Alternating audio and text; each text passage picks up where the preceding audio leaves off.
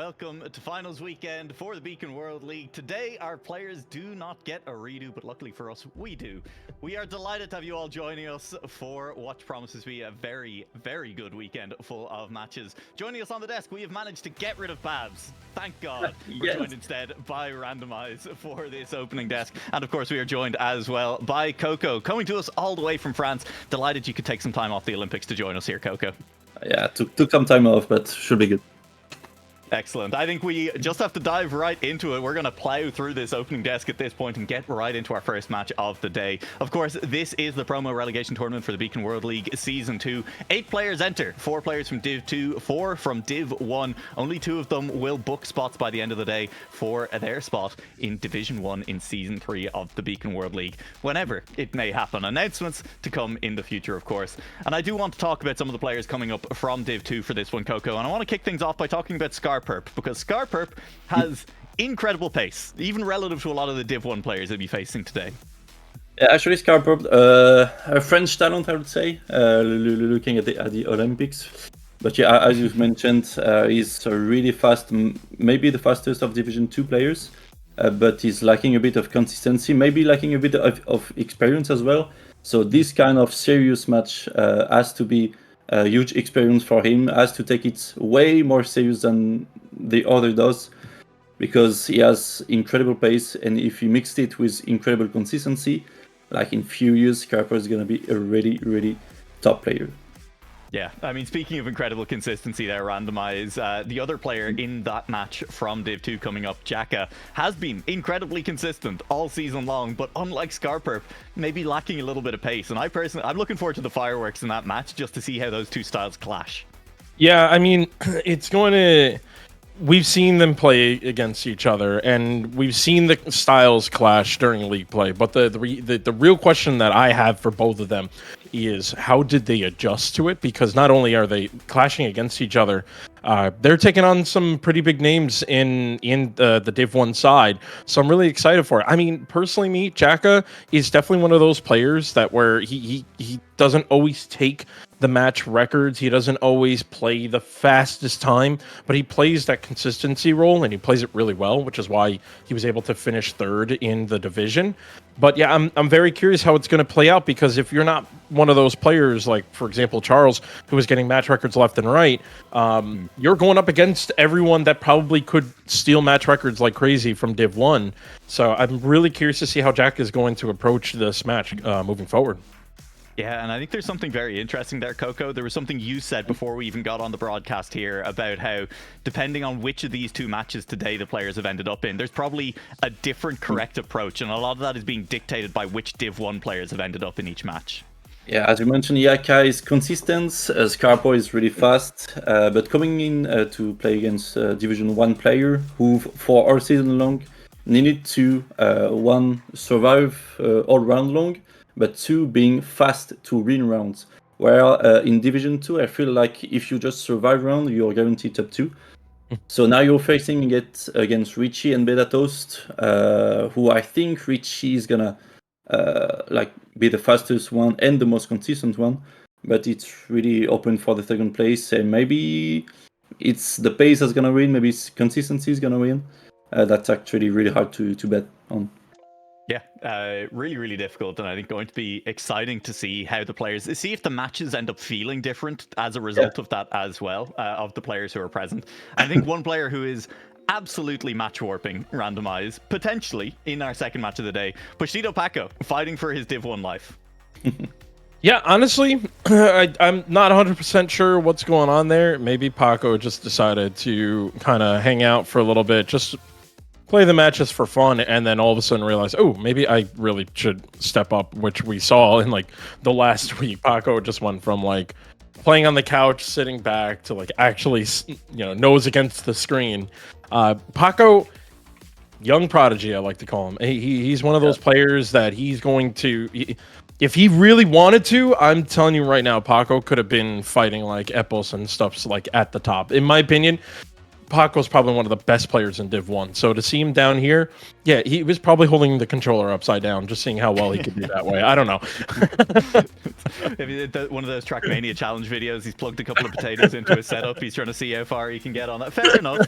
We'll definitely see. Before we get any further, then, I do want to take a moment to just pull up that Division 2 table and give a quick shout out to all of the players who played in Division 2 this season, because there were a lot of strong players. Ultimately, I think the top 6 that we settled on, Charles and Manta obviously going all the way through directly into Div 1 for next season, Jack and Noisy at Dark 62 and Scarperp playing in this promo relegation tournament, they separated themselves from the field. There's an 11-point gap back to Demotivator, who's the next closest. Frankly, nobody really close, and I don't know, there's maybe some surprises there, maybe no surprises at all, Coco. Well, maybe no surprise you said, but I feel like Enkan played a really good World Cup together with Beta Toast. Mentioning he took a map away from Solari as well from the qualification match for top 8 or top 20 or top 12, I don't remember properly, but they took a map from Solari like Carl Jr. and Pac. So Enkan is a kind of player that I would accept to see pretty higher on the Division 2 ranking. But yeah, I do think he needs to practice a lot, find his motivation back, and will get his way through the ranking. And I would like to mention as well a young guy from France, Squen, who is actually last on the standings, but I've met him once at the Trackmania LAN, and the day afterwards, he texted me, like he was like, "Hello Coco, I don't want to disturb you, but I'm really motivated to play Trackmania competitively, and I want you to give me tips and tricks to get better at the game really fast." So I was really surprised and proud as well, if I can say so, to see him qualifying for Division 2 and play. Like he's really young guy, a really talented guy. He's really pushing his limits to the game, and his dedication is key for him to become better at the game. Yeah, it's wonderful to see. I'm going to take a second and paraphrase something I heard a sailing coach say many years ago. He was asked essentially about what's the difference between, say, a Carl Jr. and a Schoon, up-and-coming player, and Carl Jr., right? And his reply was, the difference is 10,000 hours. And you need that dedication to get there, right? Yeah. And it's great to see players like Schoon coming in, they're working, they're seeing how they can get better.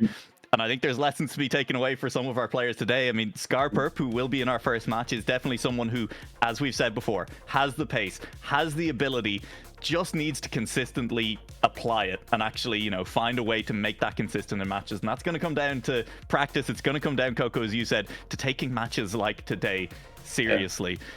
With that in mind, these maps are very difficult to get down consistently, Coco. I mean, I'd love to just, before we dive fully into our first match, get your thoughts on the map pack a little bit. Like, I've been playing World Tour seriously, like 5 maps, and I've been watching Beacon seriously, all 5 maps, and I can say it has nothing to do, like, nothing is alike. Every turn on Beacon is 10 times harder than the whole map on the World Tour.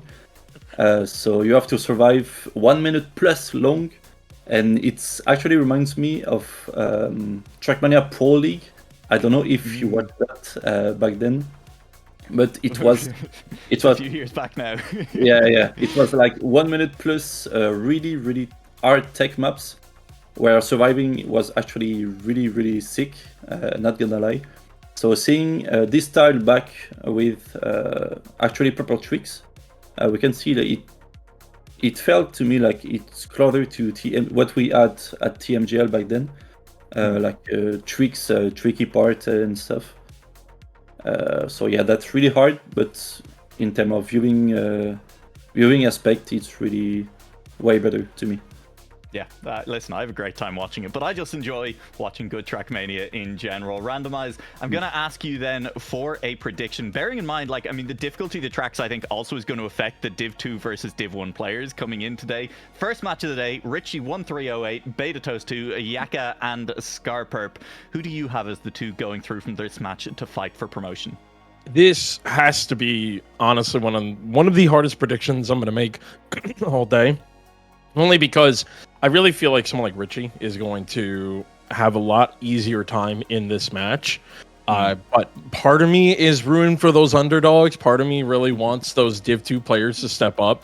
So For me, I'm gonna go with more of a gut feeling right now, and I'm gonna say that Jacka and Scarperp are both going to upset the Div 1 players. They're both gonna move forward. Coco, you look a little bit surprised at that. Yeah, I'm gonna go with no surprise with Richie winning this match and French flag, Scarper second.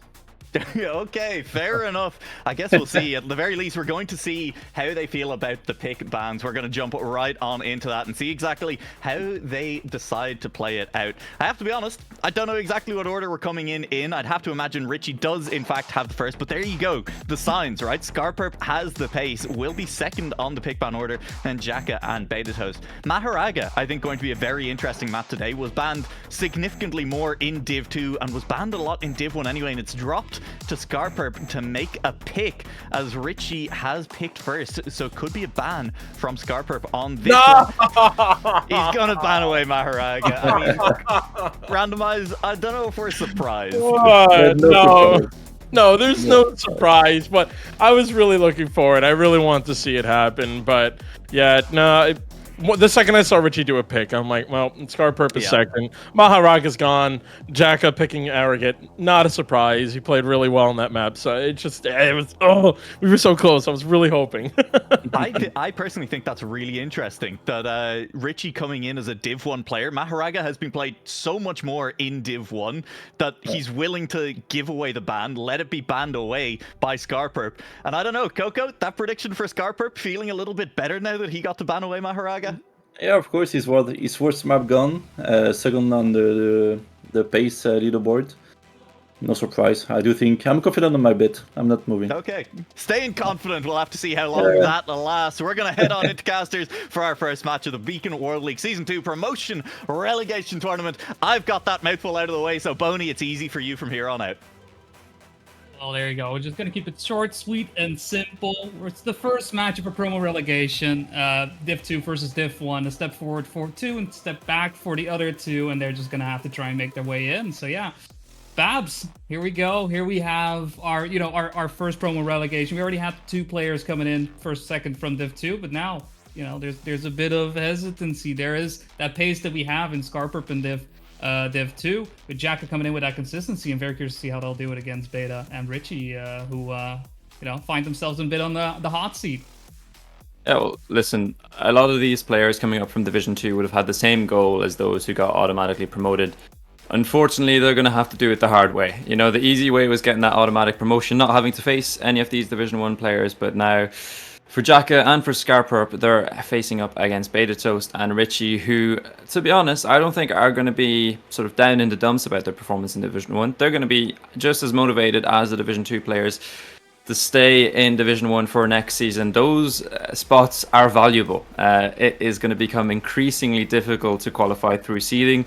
So anybody who's going to want to make that happen is going to have to do it now. But before we do that, we've got a match to deal with, and our first pick and our first map today is going to be Xenogen. Humans, what have you learned?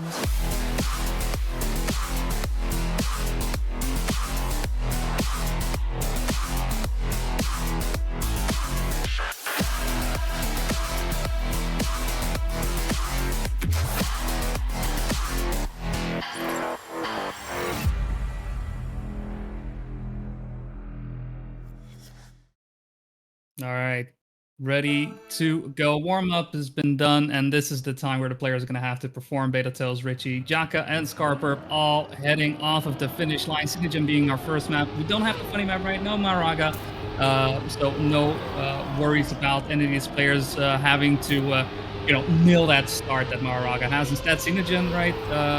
Nice high pace. Some transitional stuff here and there, but overall it's going to be a lot of focus on that consistency. Unfortunately, our first to fall right there is going to be Beta Tails, Richie, Scarperp, and Jacka for now, though, taking that top 3 with Richie in quite a nice lead, 2-10 so far.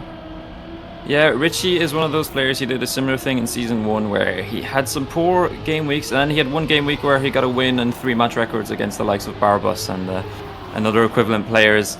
So he's the sort of person who on his day can really show up, and if he's put in the effort this week, he could be very difficult to catch up with. For the moment, it's Jacka who's trying his best to stay in contact, and he's closely followed by his Division 2 counterpart Scarperp, and they are fighting for that second spot. Betatos with that early mistake is a second behind. Richie is keeping a comfortable lead. Jaka got great speed out of that transition, whereas Scarperp had to slow down. If they keep these positions, it should be Richie first. Second is going to be Jaka.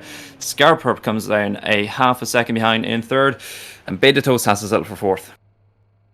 Yeah, unfortunately unable to really recover after that mistake. Richie with this first place already starting to cash in on his choice, right? Him having that first pick ban situation where most of the time we do see players go for a ban compared to pick. I'm very curious about the percentage in that regard. But Richie explicitly having that first pick ban and choosing Xenogen, and so far, it's looking quite good. This is only round 2, but again, having a strong start off the line, once again ahead by at this point, 1/10 of a second. Everybody in the running, but Betatil's still having some issues, despite not necessarily making a mistake, is back of the pack, not looking as strong on some of these turns, but Scarperp with a massive crash there will be out of the running, and so Betatil's for the time being fighting for second with Jaka. Listen, we've spoken about it all season, is Scarperp's consistency. We all know he has the pace. It was one of the main talking points on the desk before this match. And really, it's difficult to turn that consistency around in the space of a season. That's only a few weeks, and it's really something you have to work on for months, even years at times, if you want to get to that spot. There, Richie has made that mistake on the transition, but it's closely followed by one from Jaka. Richie is still in the fight, but somehow Betatos from fourth to first. He is now leading into this final transition. He has good speed, but crucially, Richie has better speed. Who's going to have the better speed into the transition? They're so close, it's a wheel of a difference. It's actually Betatos by 0.02 of a second is going to edge out the DNF player. I mean, that's, just inches right there. It was not just Richie having a sharper turn into that downhill, but at the same time, Betatos deciding to take the finish a bit further to the right compared to Richie going to the left. All the minor differences leading to that situation. Great round there, though, from both players, and in the end, Betatos coming out on top despite having a bit of a slower start, is able to, keep working away, keep working down that road. And, despite anything that may happen or any lines that may have been a bit inefficient, it's the result that matters. And, yeah, I mean, he cashed in beautifully there. Scarperp, on the other hand, though, once again, having a bit of an issue. This time not a massive crash, but instead having a bit of a sloppy start. Will have to settle for fourth place. But Richie, trying to keep cashing in, trying to keep, working that pick that he has made, making sure that it actually will work out in his benefit for the time being. It's looking pretty good. Yeah, he's been really comfortable ahead of the pack in these first 3 rounds. He's always had a few car lengths advantage on his closest competitor, who seems to be changing every single round. It's been Scarperp, it's been Jaka, and this time it is Betatos who's in second. He got a first place last round, and he's going to try and keep some consistency up in this one as well. Scarperp has made another mistake. Jaka goes so close to the barriers and actually benefits from that, gets so much speed, is going to take that second spot from the Gravity player, and he's going to keep it clean into the finish. Richie, however, that is a very solid time of 0.9, and seemingly it's enough, to beat the 3 other players in this match. He said he's benefiting from his pick of Xenogen, and he's just doing that really, really well. Yeah, I mean, so far 96 points for him, only losing 4, and that was by 0.02 of a second. And I mean, if that is the situation you find yourself in on your pick, I don't think you need to be worried at all. Jaka, though, beautiful attack from him, allowing him to get into that second place, making sure that gap between him and Betatos isn't growing too much, and really just Scarperp right now looking to find some type of retribution. It's been 3 tough rounds for him thus far. For now, though, in the running, Richie not actually running the show for the final round here on Xenogen, and it is in fact Betatos who is taking the reins of this round. Jaka taking up the latter half for the time being, just looking for some space, and perhaps we'll be pushing it once again on those dirt sections. Yeah, no big mistakes for the moment in this round. It's just been pure, consistent, fast driving.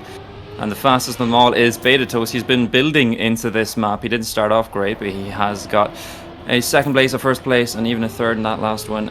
And he's looking to get another first place here. Really nice transition compared to Scarperp, who's going to fall back into fourth once again. Richie has managed to claw his way back into second. It's a really close fight between the 3 players at the back. That was a mistake from Betatos. He clipped, and he actually has to turtle into the finish. Gives up his first place. Oh, that felt so punishing for such an unnecessary mistake, really. Definitely. I mean, it's already quite the hard, risky fin, and there is not a lot of space that will, that you are really afforded. It just seemed that, yeah, just this wheel not cooperating with him, just, a slight tap to the left would have changed the situation dramatically. But unfortunately, that is simply the way it goes sometimes. He had it all throughout the round, and unfortunately just fumbling at the end. But you can very much tell from the way the players are driving and the way they are very much pushing each other. Is the idea that I am getting, that they are all hungry for those 2 spots in Div 1, and doesn't seem like, Div 2, Div 1, wherever they may have come from, is really a factor in what is going on. Each and every one of them is just pushing it to their limits right now. Yeah, listen, Beta Toast is something I wanted to highlight as well. He had the final pick of the pick and ban, which is surprising considering he's one of the players coming in from Division 1, but he was considerably behind our first player being Richie, and it's something that, quite potentially is going to hinder him quite a bit in this match and could diminish his chances of actually making it through. I would say out of the 4 players, he's probably the one who performs the best on Mahoraga. He's probably the one who probably would have wanted to see that map as much as possible. Maybe got his hopes up when he saw that Richie didn't ban it, but Scarper brought it in with that second ban straight afterwards. Unfortunately, he's not going to see it in this match, and he's going to have to make up for it on the rest of the maps, and he's going to have to keep doing that because next we're heading to Arrogate. Welcome to the age of cybernetics.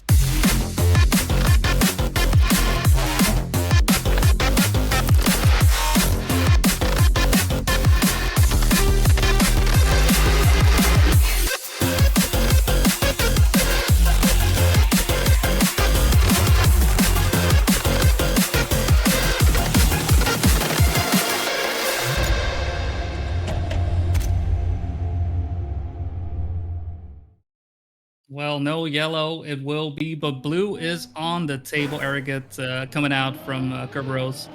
One of to be fair, in a map pool that is already hard, I feel like this is definitely one of the harder ones alongside Mahoraga, just because of these cruise control reactor boost situations that are occurring and happening. It does require a different type of control than these players may be used to from mixed maps in general. But there is always that potential for that bug slide that may be occurring a little bit, and we'll see if these players will be going for it. For now, though, Beta Toast out of the running, already having some issues with the start. Scarperp in the lead, looking to, recover some of the damage that has been dealt to him, and with Jaka also looking a little bit slower on the engine off section, will have to settle for third. So only Richie really challenging Scarperp for the time being on that first place. Yeah, both of them go for the bug slide. Both of them get it relatively cleanly, pretty equal between the 2 French players, and they're leading us into the back half of this map. It's going to come down to this really important drift. Who gets it? Richie goes for a really early setup, which means he's going to have less exit speed, but does make hitting that apex a little bit easier. Scarperp also get it relatively cleanly, and they've been maintaining this gap between the 2 of them for the whole map. And Scarperp, that's a clean round from himself. He gets a 0.9, a nice sub time to kick things off. Beta Toast made that really early mistake. I'm getting worried for Beta Toast's chances here. I know it's only map 2, I know it's only round 5, but really, if you want to have a chance of making it through these Promo Rel tournaments, you want to start off well. And he's already got a mental battle on his hands to really get back into this one. Just looking even past this match, if he does make it through it, it's going to be a difficult one for the German player. Yeah, it's... as I was about to say, he's really looking to, that average of placements to go up. He's had that first place happen in the second place, but other than that, it hasn't been looking too good in this round as well, right? We saw him clip against the wall right there with the reactive boost, with the cruise control, and yeah, just behind by 8 seconds, completely out of the round, and is going to have to settle for another -10, and will already has been dropping to 4th place, is now dropping even further, seeing Scarperp once again battling Richie for that first place. Richie, who at the moment still on 92, still looking quite comfortable, and Jaka perhaps wanting to reel him in a bit more, wanting to see a bit more damage happen. But I don't think Richie minds too much with second places thus far. I mean, 92 and -4 all the time. If everybody else is losing more points than you, that's just the winner. Yeah, that's enough for Richie. Jaka also went for that bug slide. We mentioned the lack of pace that he might have compared to some of his opponents, and that he might need to catch up on that this week. Well, he's really struggling for the moment. Scarperp, however, is doing really, really well. It's only a 0.3 this time, although there was a very costly clip on the finish there. So we're going to maintain that same finish position, and unfortunately, that means that Beta Toast again is picking up that 4th place. These are going to become very, very costly with every round. For the moment, he's still in the race, he's still in the match, so if he manages to get his composure back and just, get his head back in the match, then he could start to pull some points back from the others, but he's going to have to do it very quickly. The reaction is going to have to be very quick if he wants to remain in this one. That's a slow start again from the Gravity player as the 3 ahead of him fly off into the distance, into that grass reactor section. Jaka again is struggling with the pace of the 2 ahead of him. He has been relatively consistent, but not really fast enough to contend for those 1st and 2nd spots. Scarperp and Richie who are fighting it out again. Yeah, it's seemingly Richie and Scarperp who are simply faster than Jaka and Beta Tails, and where Beta Tails this time around hasn't had a crash happen in the start, allowing himself to still be in the race. It still has been somewhat of an issue following the pace that has been set up with all the other players. Everybody going for the bug slide at this point. It does seem like that has been, everybody cooking that. Unfortunately, Beta Tails coming out of it the slowest will still be stuck in a 4th place. But Jaka also on the hunt for Richie and Scarperp, and where Richie actually has been able to overtake that 1st place from Scarperp. We'll see if it will be enough up until the end, making sure these lines will be nice and tight with the engine off. Goes around quite nicely, where Scarperp went quite high as well.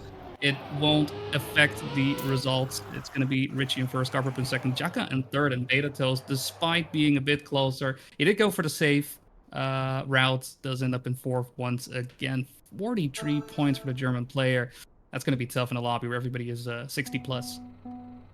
What's really interesting is, despite Scarperp's great performance in Arrogate so far, it's been kind of night and day between what he showed us on Xenogen. He's still only 2 points ahead of Jaka, so, he might be performing well on Arrogate, but the rounds are running out, so he wants to make the most of the time that he has on this map, and he doesn't want to let Jaka pass in front. That's exactly what he's done at the start of this round. Jaka, who actually takes up that 2nd place, he's challenging Richie, gets a better no slide than the DNF player. Is going to come out of there with more speed and pick up that 1st spot, but it looks like in the drift there, he's actually going to extend that lead going into the no break section. Richie gets a very nice entry, very nice exit as well, is going to claw his way back to the Slovenian player. Will they both get a clean bug slide? Jaka looks to be very inside, but actually that's going to pay off as he's going to have a better exit from that section, and he's going to extend his lead ahead of Richie. Scarperp, in the meantime, has fallen to 4th. He's nearly 3 seconds back. He's made a mistake. I said he had to make these rounds count. Fortunately, this one is going to go amiss for him. Jaka, however, a 1st position here could mean a lot. He could extend a nice little advantage against the Evo player, but Richie is challenging him to the end. Richie actually going to bunk. Does make it in, however. Jaka takes up that 1st spot. Does Scarperp make it into the end? No, he doesn't. He's only got 13 seconds to finish. Is he going to make it to the end with 10 seconds to go? He goes across the penalty snow. He has to make it smoothly through this section. He clips. He's not going to make it. Boney, he's not going to make it. That's going to be a -12 for Scarperp. And how will that affect things when we get to the end of this match? Yeah, that may be costly. It's been very much a all or nothing game thus far for Scarperp. Either, a true fight for 1st place and very much leading the pace, or struggling at the bottom and just fighting for scraps, right? And in this situation as well, right, where the first couple of rounds really were strong for Scarperp. Unfortunate just that DNF coming in a -12 instead of the -10 that may have been. Perhaps losing a bit of that composure right up until the end. I already saw, which was not on stream, he failed the bug slide, right? And perhaps that is where things started to escalate a little bit, where he didn't have enough speed to take the normal route, and this is where that all leads to. But because of his performance, that has somewhat pulled him out of that 4th place that Synergen put him into. But even then, right, it's very much that all of nothing, and I'm not sure if you can rely on that. Perhaps it'll be enough to make it out of this match, but I mean, Jaka and Richie are also looking quite strong. Yeah, and unfortunately, the one player that you haven't mentioned so far, Beta Toast, he's only on 36 points after 2 maps. That's only 8 rounds. It could be a 1st rotation exit for the Gravity player. which would be quite disappointing. He's going to really have to pick it up as we're going to be heading into map 3, and this is the one that he did pick during the pick and ban. Will it be in his favor? It's going to be Heartleap by Roxy.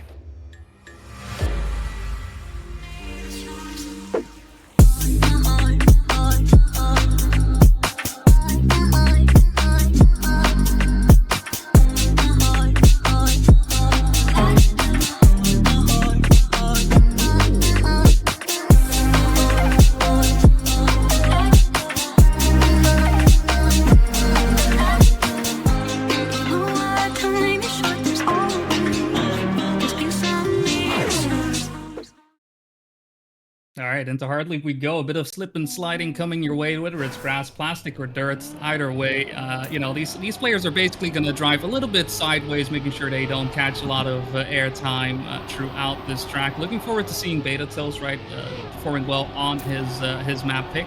But at the time, right, we have been going through 2 maps thus far, and Richie is out on top, 84 points, only 16 points lost over 8 rounds of play. That is quite impressive for him, and putting himself in quite a nice spot. Once again, leading the round as he has been doing several times already, but Scarper and Jaka right behind him, and with Beta Tails not catching out on stream, falling behind in 4th. It's looking like a 3-way fight to the finish here on a first round of Heartleap.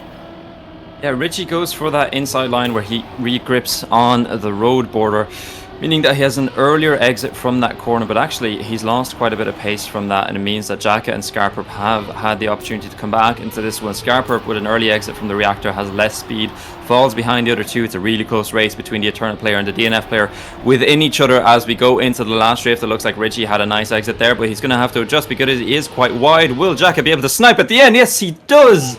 By 9,000ths of a second, because Richie clipped on the triangle plastic. Scarper comes home in 3rd, but what a race that was. Beta Toast once again down in 4th. Yeah, just a great fight up until the finish there as well. They were wheel to wheel throughout most of it as well on that second half. Great way to kick things off here on Heartleap, and looking forward to more rounds like that, really, as once again off of the line. It's looking like another fight between Richie and Beta Tails. Scarper coming into the fold as well. And Beta Tails actually now starting to lose a bit of speed. It's looking like he isn't feeling as comfortable on these turns thus far. And I mean, Heartleap in and of itself, right, is a track where, you know, mentioned at the start, a bit of a slip and slide situation, making sure you make your way through these chicanes in some ways, and being able to predict and know, right, what the next turn is coming up. Thus far, though, Jaka and Richie have been the 2 to do it the best, and Scarper from Beta Tails accepting their position at the back. 2 different lines there as well on the grass, as you mentioned before, but it's looking like Richie's still out on top, and Jaka falling behind. It actually hasn't been a bad round from Beta Toast, and just as I said that, there's a slight mistake, slight alternative line that he took there, but he still finds himself in 4th position. Once again, it's Jaka in 2nd. Richie has a bit more of a convincing lead in this one. Scarperp is the one who's battling for 3rd.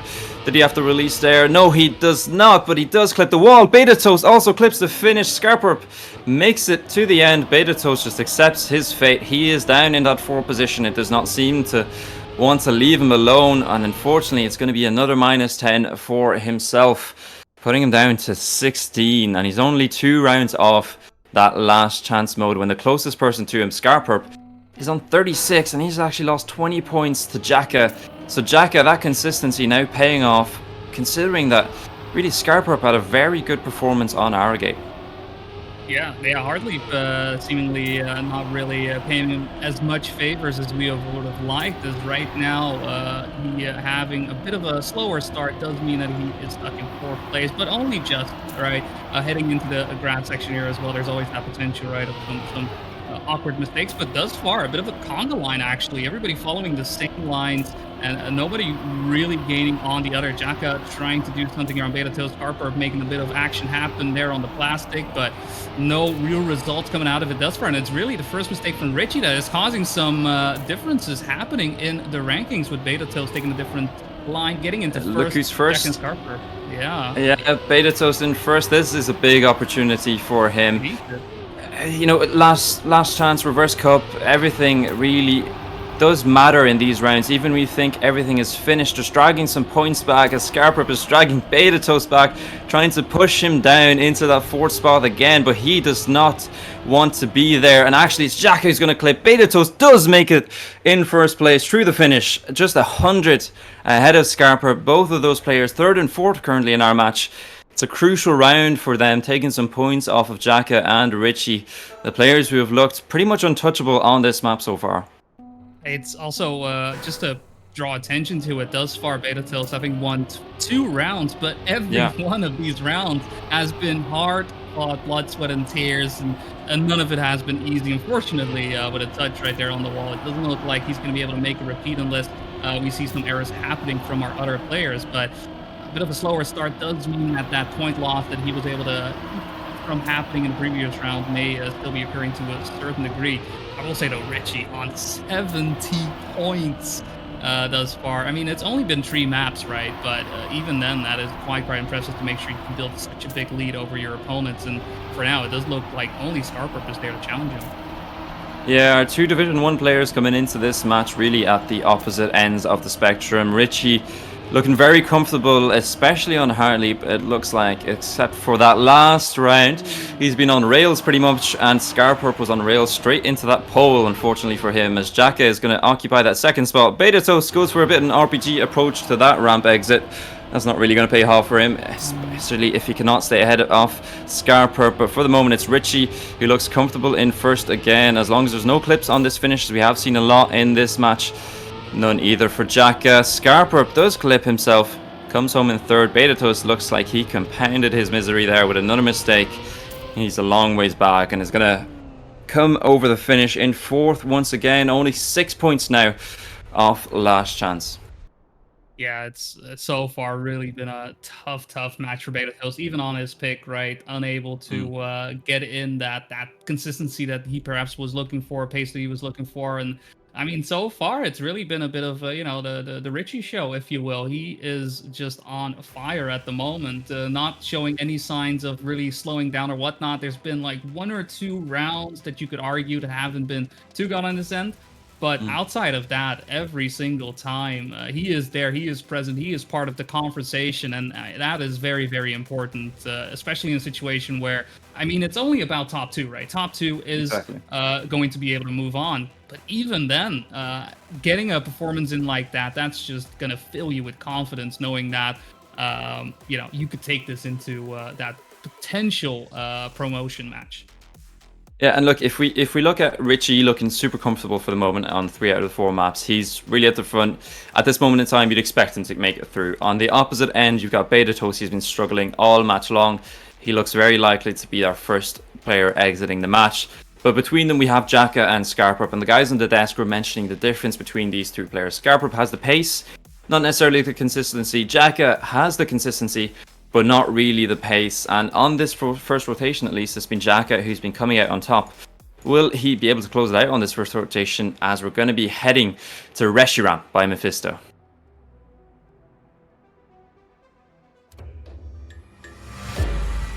You know how we roll.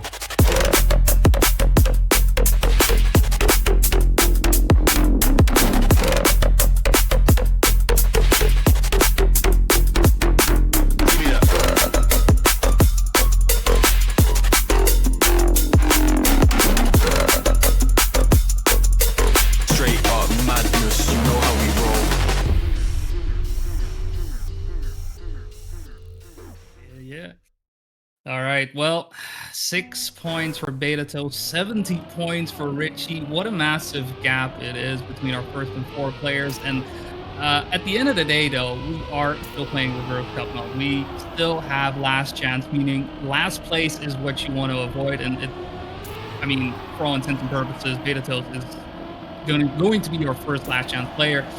And he's going to have to roach. He's just going to have to stay in. He's just going to have to stick around. It doesn't matter what happens, and just fight for any potential first, second, or third place, as long as he can keep 4th away. For now, though, it does look like this round is going to be that nail in the coffin and guarantee him in last chance. Yeah, even a 3rd place here for Beta Toast wouldn't even be enough. That would be a -7 and still send him into last chance if he wants to stay around for another round. he will have to be ahead of either Jaka or Richie, but that's looking unlikely at the moment. Richie again looking more comfortable than his opponents on Reshiram. He looks to be on quite a good time actually. Jaka is a few car lengths behind, but he is a few car lengths ahead of Scarper, who's in third. Richie gets comfortably through the finish, does clip to make it a bit of a stylish finish. Jaka comes home in third, 0.5 behind. Beta Toast is going to do a similar little trick towards the end, but it's not going to be as impressive because he is down in fourth again. He is going to be heading into the red zone, into the drop zone. It is last chance for the Gravity player. He cannot finish last, or else he is out, or else his Beacon World League Season 2 venture is over. And it would be a sad way to go because he has been impressive. He's been great this season. He's given us some great action up in Division 1. Maybe a surprise qualifier and he could be dropping out early. However, the players around him looking to not make that happen. It is Jaka and Scarper who have made early mistakes on the start of round 2. And Beta Toast actually finds himself at the heels of Richie, our match leader. Yeah, and in that regard, for Beta Toast, it's not going to be enough, right, to just stick around and eliminate one more player, right? This isn't league play. This isn't a situation where, oh, we're going to be able to get a couple of additional points and, you know, make sure I can have a better result overall in the season. We are past that point. It is very much a matter of endurance. He's not only going to have to endure the Scarper with the 18 points, it's also Jaka with 41. So any situation that he can find himself in front of those two players specifically, that is a good round. Richie at the moment, solidly in first place. I mean, Beta Toast, the only thing that can really get him past Richie is going to be a mistake, but that's okay. The goal isn't to beat Richie. The goal is to beat the other two players, and who knows, perhaps this is the first step of many. Either way, it's going to be a massive hill, if not mountain, to climb for Beta Tails. But for now, he's safe. Well, that is the case for Jaka. But when we look at Scarper, he is also now only one round off of being in last chance. Now, he would have to finish last in this next round if that were to happen. But you never know, that could be sort of the key to keeping yourself in this match, to then dragging another player into last chance as well. And if I'm honest, it wouldn't be that surprising if it did happen. We've seen it multiple times during the season. But as I've said, that Beta Toast is the first to make a mistake. It was only a small clip, but that could be enough to send him out of the competition and out of Division 1. Richie, his fellow Division 1 player, is however at the front of this race. Jaka, Scarper, is anybody going to make a mistake? Beta Toast is over a second back.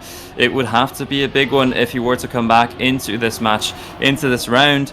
Scarper was very close to the border there, but does keep it out of the wall. Very close again to each apex. Jaka is fighting for that first place against Richie. Scarperp is actually coming back into the race. Close again from Scarperp. He's playing with our nerves here. He's playing with Beta Toast nerves. It looks like it could be a round where the Gravity player is going to be exiting the competition. It was a poor drift from Scarper, but it was as well from Jaka. Are there going to be any mistakes on this final plastic bounce from either player? It doesn't look like it will. Does Scarper make the finish? Yes, he does. Only half a second behind. Our first player is going to exit this promo relegation bracket, and we're going to say goodbye to Beta Toast.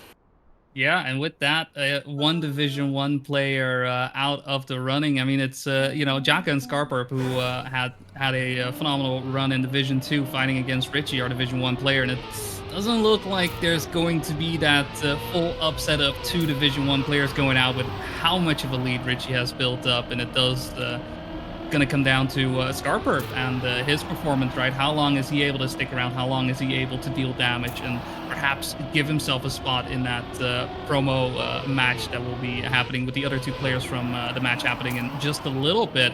For the time being, though, Richie still running the show, still doing what he's been doing best. I mean, match records aren't as impactful, right? We're not working with them as much as we have during league play, but I mean, the scoreboard doesn't lie. Richie has been the fastest on every single map. It's really a fight between Scarperp and Jaka, and they are bringing it very much. This time Scarperp at the top, but Jaka still fighting hard. Yeah, Jaka is really close to the Evo player, and here, well, Scarperp is going to be in last chance no matter what, but it's about saving as many points as you can. So then you can just hope that Scarperp makes a mistake. They both get the bounce very nicely. Who gets the finish first? And it is actually Jaka. And is that an indication of what is to come, as Scarperp is going to be heading down into last chance? Jaka is on 24 points, and that might seem like a lot. But you know, when pressure starts to come in, when the nerves start to come in, especially on a map like Xenogen, where we saw that Scarper has the pace, it's really about being consistent now. We've said it with every match he's played. He has the pace, he needs to be consistent, but it's do or die now. There's no choice. You either have to do it or, you know, your ambitions are out the window. Yeah, it's very much going to come down to, is his pace going to save him?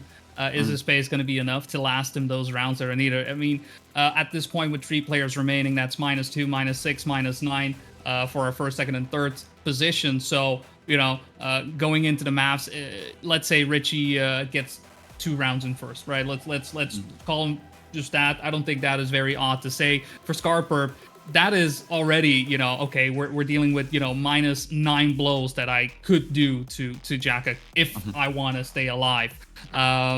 But yeah, I mean, as much strategizing and theorizing that he may be able to do, sometimes it's as simple as just drive fast, yo. Like, there's not a lot to it. He's just gotta have to stay alive for most of it, and we know he can drive fast. Yeah, it's sometimes about drive fast, but yeah, right now it's about drive consistent. Is Scarper going to be able to do that? He has to do it now or never, and we're going to be heading back to Xenogen. Humans, what have you learned?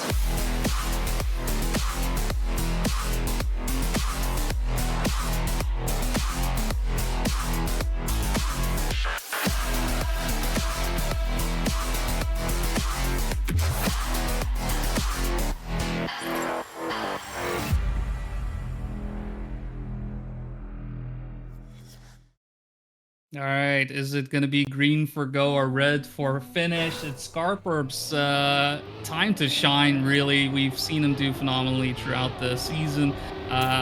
Still coming in on the tail end from our promo relegation spots that were available, 6th in Division 2. And with a mistake there from Richie, it does look like this round is one where he can survive, but let's see if he's able to thrive, because he's got to beat Jaka to the line to make sure he can deal as much damage as possible. The last thing he wants to do is elongate this match and, you know, draw it out to perhaps a map number 2. There is that potential for him to take Jaka out on this map.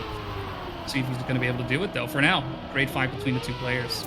Yeah, this is something we haven't considered thus far, is the element of Richie. What if Richie makes a mistake? What happens then? Well, we're in that situation right now. Scarper has to make the most of it, and actually Jaka has made that mistake to send himself down into 2nd, and Richie is gaining. The French player is gaining with every corner. He's got more speed than the Slovenian heading into this penalty grass section, and he's actually going to come out ahead of the Eterna player, but it's still a close fight. Scarper, it looked like he made a mistake there. He's lost a lot of speed, and he's lost even more in that transition. This could be end of the match for the evil player. Could be the end of his tournament. One big mistake is going to close it out for Scarper. He is going to finish 3rd in this match, and he will not be making it to Division 1. It just like that, you know, there was that hope, there was that potential. It was seemingly his round to lose right there, but just one corner misjudged, miscalculated. Simply, I don't know what perhaps has happened for him to him ending up going to the left instead of the right there. But yeah, that was all she wrote. That was all it needed to happen. So unfortunate there for Scarper to go out like that. But yeah, that is sometimes how it goes, and perhaps next season will bring better tidings. Yeah, look, Scarper, we mentioned he had the pace to contend with these Division 1 players. Unfortunately, that wasn't enough. We'll see if a player who has the consistency to contend with these Division 1 players can do one better, because Jaka is making it through to the final of Promo Relegation, and he's joining Richie in that match. Who will be joining them next? Well, first we're going to hear from our 2 winners. We're going to hear from Jaka, but we're going to send it back to the desk. Well, Coco, we were talking about it, the battle of consistency versus pure pace, and it's a definitive answer, frankly. Consistency, when they're kind of equal, other than that, consistency comes out on top in this case. Yeah, and pretty with a large margin as well. Like, Jaka was a lot, at way more points than Scarper here.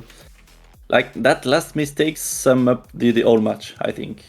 He's on top of everything around, having the pace, maybe the closest pace to Richie, but then making one mistakes. And Yep. Yaka is just a better player at this point.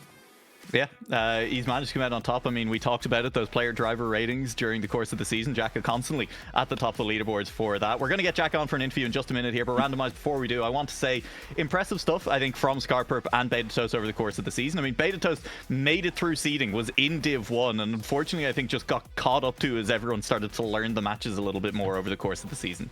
Yeah, it's one of those things where Betatos really played well to get into Div 1, and then I feel like you were saying, everyone just kind of went, all right, like nose to the grindstone, and Betatos was like, whoa, and kind of fell a little bit behind, unfortunately. But I mean, Beta still played really well. Scarperp, I was cheering on for you, man. Just that last turn, that one definitely hurt. But Scarperp, I personally say, should not walk out of this with their head down. Just keep their head up, because great season. Just it sucks sometimes. You just wake up on the wrong side of the bed, and something like being in first place and touching a corner can end your entire season. So, yeah, absolutely. Better luck next time. And we time. are going to be joined by an interview for the player who comes second in that match, scrapes on through into that final today, and a chance at promotion. Jacka, thank you very much for joining us.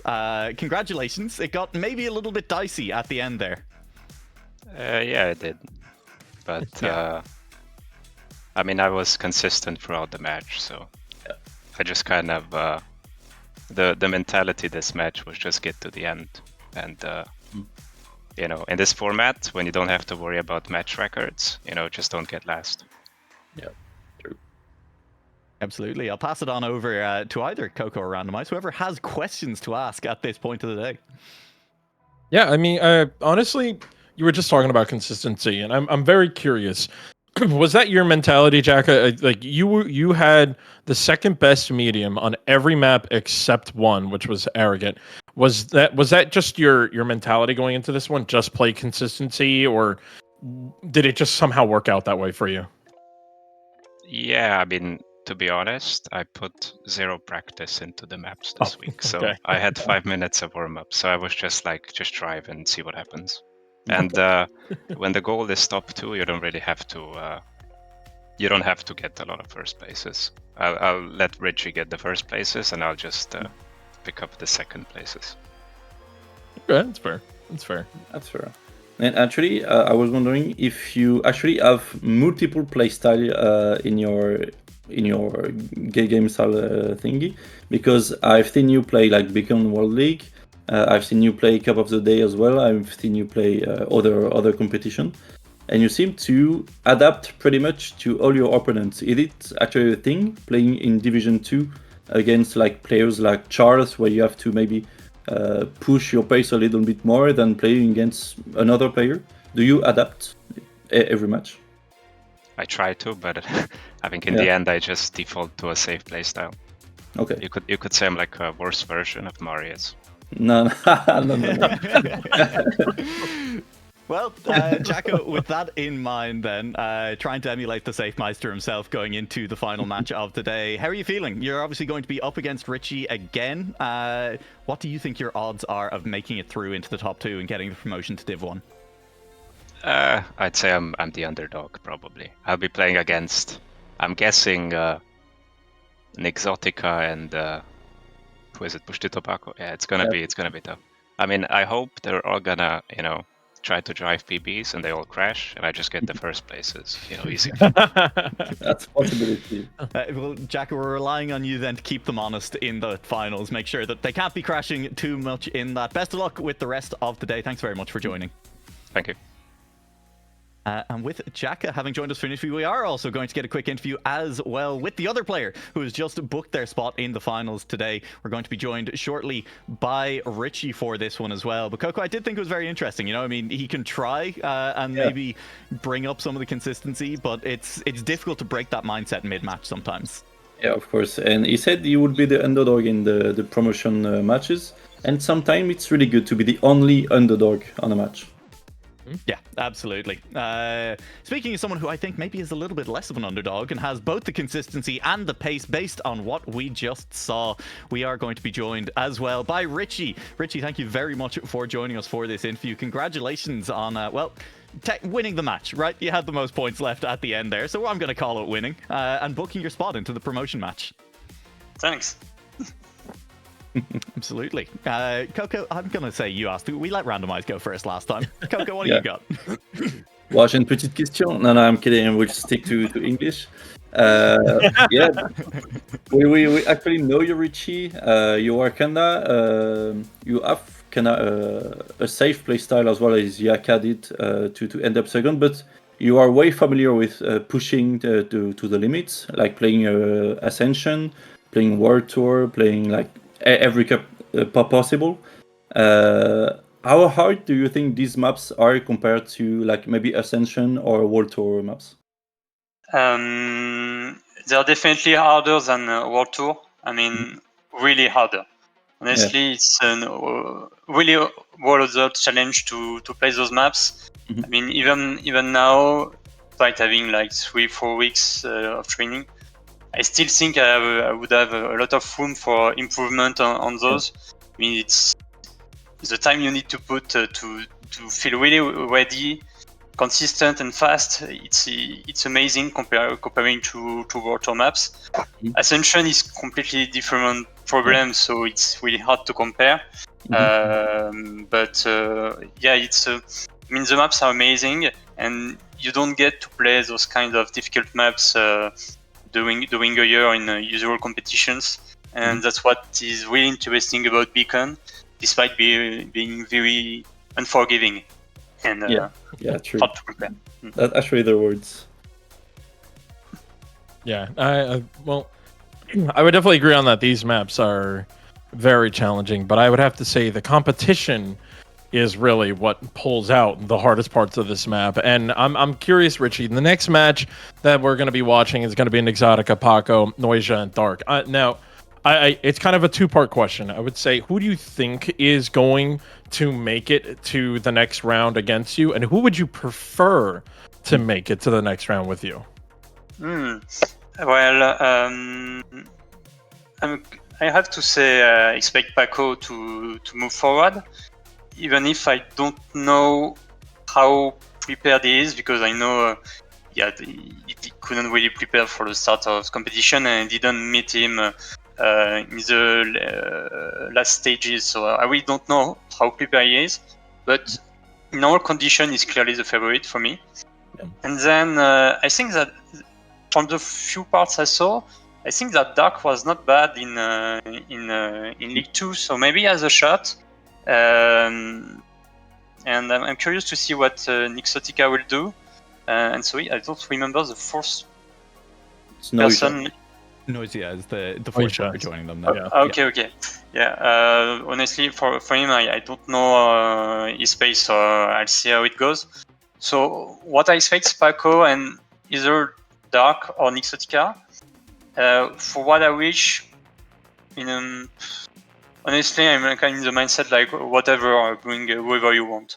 I like it. No, I like that. Bring it on. Whoever you throw at me, bring it on. I like that mentality. It's perfect. Don't know if it will work, but I mean, I can't do anything about it. If you bring Clark Jr. on attack right now, I'm like, well, okay, if you want. I think, honestly, at this point, without them having practiced the maps, might be a little bit easier than some of the opponents that you have the possibility to face. Maybe it's better. Yeah, I don't think Carl was feeling too confident last week when we asked if he'd sub into one of the matches very quickly. Richie, I suppose the follow-up question then is obvious. How do you feel your chances are about booking one of these two spots and retaining your place in Division 1? I think if I play correctly my game, what I know what to do, I think I have a good chance to stay in. I see my pace is okay compared to the other guys I may face in the final. So I think I concentrate more on myself and not to disturb with the placements of the other guys. Just play my game. I think it can be enough. Well, we'll see eventually. I mean, if at the point I'm 50 points behind, I'll change a bit my mind. But yeah, I will focus on myself and not think too much about what is around. I think it can be enough. But we'll see.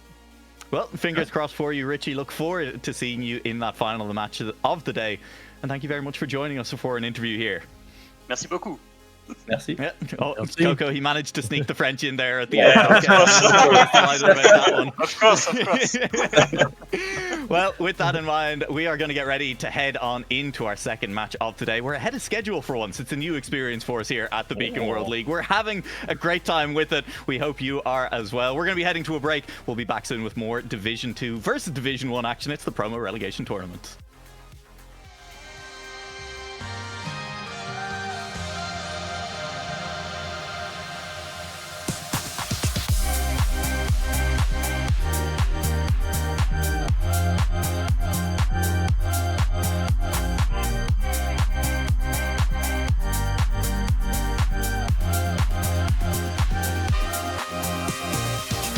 I've been waiting for somebody just like you. Seeing all the colors, no more shades of blue. You picked me up from nothing, and now I'm feeling something.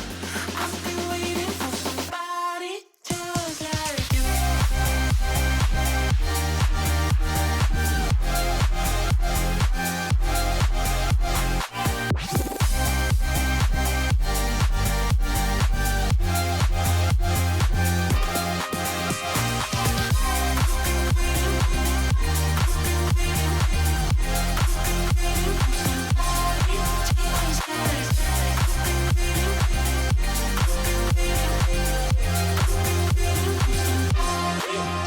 Haven't got ready in a while. That's why you missing smiles. Haven't had somebody take you out and show you worth your while. Friday night you staying in. Where's the fun in missing friends? Worked all day and cry all night. I think you need somewhere to send. Shy in public but a threat. All these girls are staring, checking you. At first sight I lost my breath, 'cause I've never seen someone like you. I've been waiting for somebody just like you. Seeing all the colors, no more shades of blue. You picked me up from nothing, and now I'm feeling something. I've been waiting for somebody just like you.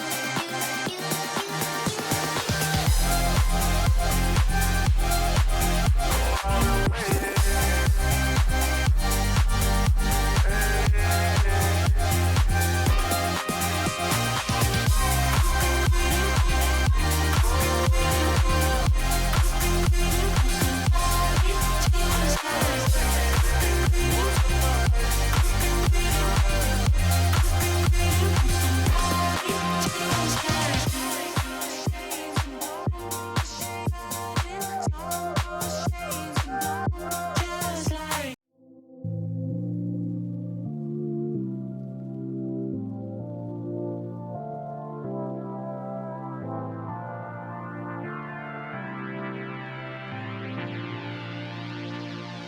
The way that you make me feel like I've never been felt before. One look in your eyes, I found the one I've been waiting for. I'm feeling electric. Our love is electric. The way that you make me feel like I've never been felt before. I'm feeling electric. Look in your eyes, I found the one I've been waiting for. I'm feeling electric.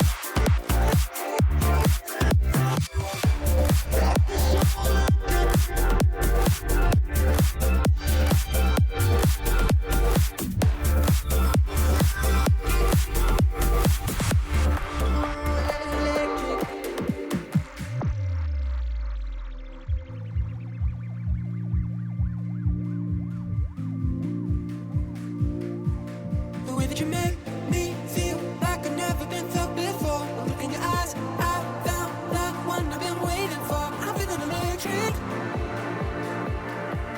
Our love is electric. The way that you make me feel like I've never been felt before. I'm feeling electric. Look in your eyes, I found the one I've been waiting for. It's like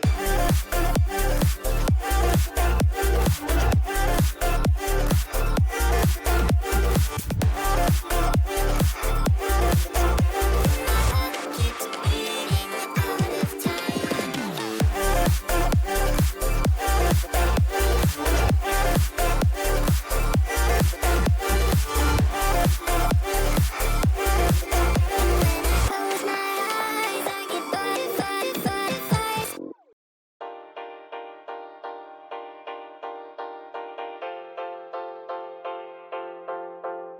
You tell me you love me, you kiss and you hug me, have some fun.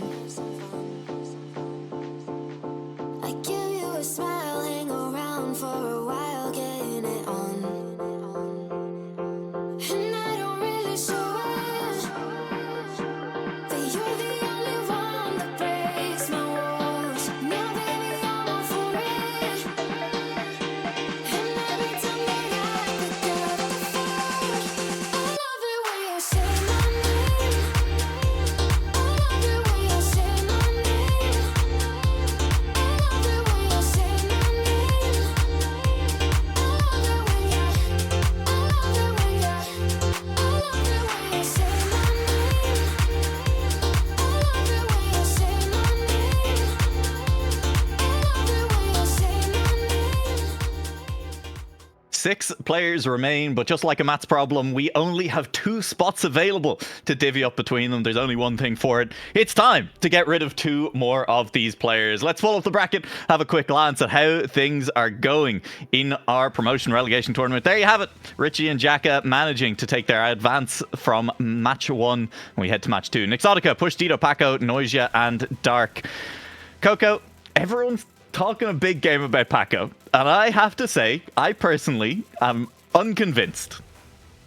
You should be. You should be convinced because Paco is gonna destroy this match, Okay. and then I think it's gonna be kind of close between the 3 others. Even though I would put money on Exotica to end up second. But yeah, Dark62 is a player I didn't expect to play here, honestly. And I'm kind of surprised, and I want to be more surprised. So maybe he's gonna end up second, but Noisia is a guy that you should not keep apart. Yeah. Unfortunately for you, Coco, you set me up for not 1 but 2 horrible puns there, so I'm just going to say them both. Number 1, Paco, Hungary for the win. It's a classic. We have to go there. Dark62, maybe a little bit of a dark horse in this match to manage to get a win on this one. All right, Boney, I was busy thinking about the puns. I gotta be honest, but I do also want to mention that, you know, I mean, look, Paco is obviously, I think, very. What's interesting is, as has been mentioned there, Dark is a bit of an unknown factor. He's been doing well in Div 2. Is he doing well enough? Paco, not doing well in Div 1, but is still Pushito Paco and is a bit of an unknown factor there. Noisia and Exotica are both from NCSA, a region that I think a lot of our viewers and a lot of generally Trackmania players know a little bit less about, which all kind of combines to make this one of the hardest Trackmania matches to call in advance that I think we've seen anywhere in a very long time. Yeah, because despite both, you know, like we have 2 players Division 1, 2 players Division 2, I don't have necessarily the idea that there is very much a distinct skill difference. I think, yeah, with Pusta Tapaco, if he has been cooking, if he has been going hard in week 3, as we have discussed, then I do feel like that is your top contender. But at the same time, Noisia and Dark have been very much just working on the road, right? Just working hard on not just getting consistency in, but also those match records that they've been able to get during league play as well. So I don't think it's just going to be, you know, an easy walk in the park for either Exotica or Pusta Tapaco if, you know, Noisia and Dark are coming in. But yeah, a bit of an unknown factor from that Division 2, but I wouldn't be surprised if we get another upset as we've seen in our first match. Yeah, and Coco, I have one more question for you before we head on into our pick bands here, which is obviously Nixotica and Noisia, both NCSA players, and they'll be a little bit more familiar with each other than maybe a lot of the other players will be with them. Nixotica, as you said, I think has to be one of the 2 favorites maybe to make it out of this match, coming down from Div 1 rather than coming up from Div 2. But how relevant is it then that Noisia will be familiar with his gameplay? Is that kind of important in these kind of settings in a Trackmania match, that you know your opponent's tendencies? No, absolutely not. You just have to drive faster than the guy you are driving against. Maybe the only factor I can think of is if you're scared to play against a well-known player. Like even myself, if I would play against Paco, an untrained Paco, I would be scared and shit myself. So maybe it's happening to some of the players today. Playing against well-known players can affect your game style as well. So if he gets a bit scared at the beginning of the match, if he's totally irrelevant in playing his game, it has to be a factor to put our thing off. Yeah. Absolutely. Well, Boney's got time to type cargo burr in Twitch chat, and that can only mean one thing. It is time to head on into the pick bans. And Boney, you're going to have to walk us through these ones now. I mean, I'm very curious to know if being our pick ban here as well. I mean, the Maharaga seems to be that, that kid in the in the class that's always causing a ruckus gets sent out of out of class halfway through because it just keeps throwing everything at everyone, and there you go, back to the principal's office he goes, and this time around it's Noisha who says, you know what, I've had it with you. And it does look like the orders actually, it's going to be, depending on what we get now, if Dark picking Hardly, yeah, we have the exact same order as we did in our previous match. Steven first, Arrogant second, Hardly third, and Restaurant fourth. Bit of a repeat of history. I guess everyone here is on the same wavelength. We just have to ban Maharaga a bit earlier this time. Yeah. And as you said, interesting, I think that it's the exact same order as it was the previous time. We'll have to see. I mean, 8 players all end up with the same map order, but I don't think that necessarily is going to hold true when we get 2+2 from each match when we get into the finals as well. Things could shake up a little bit there for sure, as we did see, I think Richie in particular, choosing not to ban with that first pick, something that has been a little bit unusual, but is an option the players have under the rules. Final thoughts, I would love to get a prediction from you finally after seeing the pick ban. Coco, I think we have a rough idea where you're going with this one. Yeah, and I have to choose between Exotica and Dark, and it's gonna be Dark. So Pussy Tobacco first, Dark second. Interesting. Boney, I think it's a little unfair Noisha's not getting a look in there. No, and I do feel that from what I've seen from Noisha throughout the season, I do see him being able to get that second place. I'm not saying it's going to be easy, but I do think that there is that possibility. Pussy Tobacco, I would see in first place in this, and yeah, I think even then that second is going to be such a hard fight. For now, Pussy Tobacco and Noisha. Yeah, well, Europe versus NCSA on the match. It'll be Europe versus the USA on the broadcast as well, just like it was Europe versus USA, well, in the Sevens Rugby recently. Randomized, tell us a little bit more about that. You just had to, Babs, put that smile away. You just had to bring that up. You know, we definitely have some Olympics going on in the background as well, maybe. And unfortunately, America choked against Ireland in rugby. So hopefully we won't see that here in this match, as, you know, I gotta root on for my boys, Exotica and Noisha over on NCSA. I'm sorry, Babs. It's gonna happen.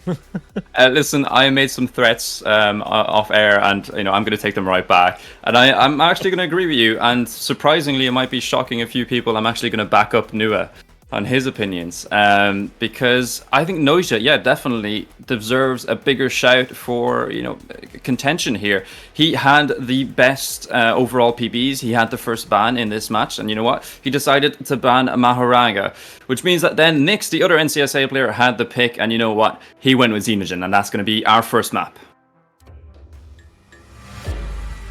Humans, what have you learned?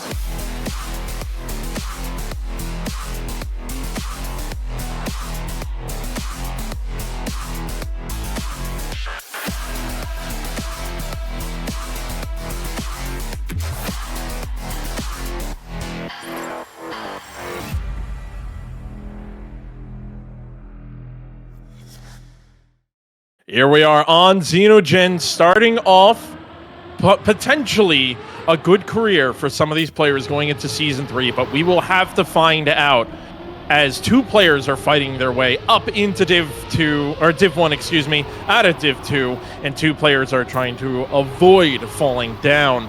We are on board with Noisha, who is unfortunately all the way in the back representing the NCSA, and a really good start for players like Paco and Exotica. Our Div 1 players expected to be the ones to battle up in the front, and it is looking closer than ever. Then Exotica makes a mistake, and Noisha makes a mistake, and just like that, it is Paco and Dark up in front.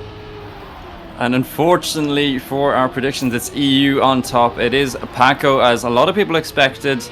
leading this race thus far. He is followed by Dark, who's looking to get some... Ooh, that was a clip there from Paco, actually, and Dark is able to catch up slightly despite having a poor line through the penalty grass. Does he have the same thing again here? Not so much. It's Paco who has more speed this time. Dark lands higher, but Paco lands slower, but... Ooh, how did Paco make that? He clipped the triangle, but somehow still makes a finish. I don't know where he went. I see... Based off my physics from high school, the angle and bouncing, I don't know. Okay. I can't figure that out. I have no idea. But somehow Paco was able to survive that first round. I mean, it was kind of a clear shot as soon as Exotica made a mistake that it was supposed to be Paco's round. But it turned from an easy round from him to somehow barely surviving. But, you know, I know Paco didn't have a lot of time to train at the beginning of the season. It's looking like Paco is a little bit more trained now. I'm more excited to see that because I have sang Paco's praises and said that he, in reality, a full trained Paco could more than likely be in the top 3. And unfortunately, he's in the bottom half of the division. So... a little rough to see it, but you know what? It just shows the talent that Paco has, that even with a little mistake, he can hold himself up in front. Yeah, and for the moment, in this round at least, he's not only in the top half, but he is first once again. He is being followed by Dark. It's a similar situation. However, Nixotica wants to play his cards right this time around. He hasn't made that early mistake, and he's actually picked up second place from the loading player, and he seems to be catching Paco. Dark makes a clip there. It's Noja who's going to pick up third. Is there a mistake from either two in front? It was so close between Nixotica and Prosciutto Paco. Those two red car skins really mixing quite well together, but it's another -0 for the Hungarian. Starting off strong, kind of as we expected him to, pretty much. Yeah, not surprised at all. It's looking like Paco has been able to train these maps a little bit more, or he just really knows his competition and knows exactly how much he needs to push. Who knows? But he's looking really good. I mean, we are 3 rounds into this one, and Paco is still sitting with 100. That's got to be a nice feeling starting off this match. And, you know, it's one of those moments where it was so beautiful to watch an Exotica almost pull in front at the last second. If there was like half an extra block in that match, I think Exotica would have been able to snipe Paco. But, you know, it's one of those things where Exotica is always known for a lot more consistency than pace, even though Exotica can put some insane good paces out. But one of the things that I admire about him is that anything that's weird on the track, Exotica figures it out. I mean, he has been the player that found out 2 alternate lines that players are using through the league play with the bug slide, with the inside CP. So anything weird, the man's going to be able to figure it out. But unfortunately, he is battling Dark for P2 right now, as Paco again is just sitting comfortably up in front. But we saw Exotica make an insane push right here as he gets away from Dark, but can't seem to get anywhere closer to Paco. So as long as Paco doesn't do anything weird, did a little bit weird, but he still was able to hold first place. It was a little bit weird. Something that was quite interesting as well is that going into this round, Dark, Nixotica, and Noja were all on 86 points, and they reversed their positions in that second round. But this time, actually, it's Paco consistently at the top, and Nixotica, with that good third round, is going to claim second all for himself. And it's Noja and Dark who dropped the third and fourth. Noja dropping fourth again, in this round. Paco, however, I think what he's done in this match really well is that every round he started well. He's always gained an advantage ahead of his opponents, and they've had to come from behind if they want to get those first places, which they haven't been able to do thus far. One player who's making it increasingly difficult for himself in this round, at least, is Exotica. He's the one who's made the big mistake, but he's followed by Paco. That was way too wide, and actually all 3 opponents are going to pass in front of the Hungarian player. This could be a big round for Dark and Noja, but Noja makes a clip of his own. The only player who hasn't made one of those mistakes is Dark, and I have to say that now he finds himself in second place despite not making a mistake. Nixotica has made an incredible comeback. He's now in first. I'm going to let you take this one because this could be a first place for Nixotica in this one. Oh yeah, this is going to be a huge moment, especially for the 2 NCSA players. Noja, there's a battle going on in the back between Paco and Noja. Noja doesn't want to get that -10, so he's got to get up in front. Exotica up in front, finally seeing a good battle from Dark as well.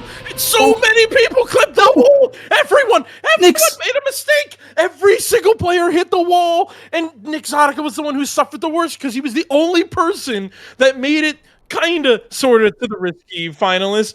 And like this is all we can do is make faces. Like, I don't know what to say. How the hell did Paco still win? Paco still won that round. Paco kept a clean sheet, basically, on Xenogen. Nyx replicated the Charles mistake from that loss that he had against Manta. He clipped the inside of the final checkpoint, and unfortunately just kind of went the opposite way. Had to reverse, had to turn around or something to make it in. And in that time, all 3 players who went for the safe finish finished ahead of him. Oh, that's... I'm sorry, I passed it to you. I know, it was the one round. The one round you had to pass it to me and everything went wrong. I mean, that's one of those hard moments where even though Nixotica made a mistake, he was somehow still able to reach the risky final, the risky finish. And that ended up biting him in the butt because even though he reached it, he didn't land right. And it's really funny how you mentioned the points of how they were tied and then they separated. All 3 players are again tied. Dark, Nyx, and Noisia all have 72 points.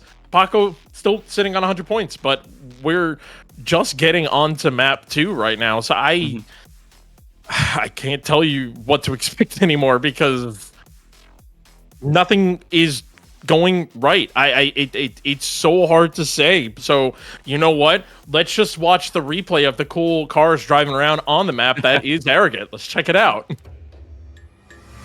Welcome to the age of cybernetics.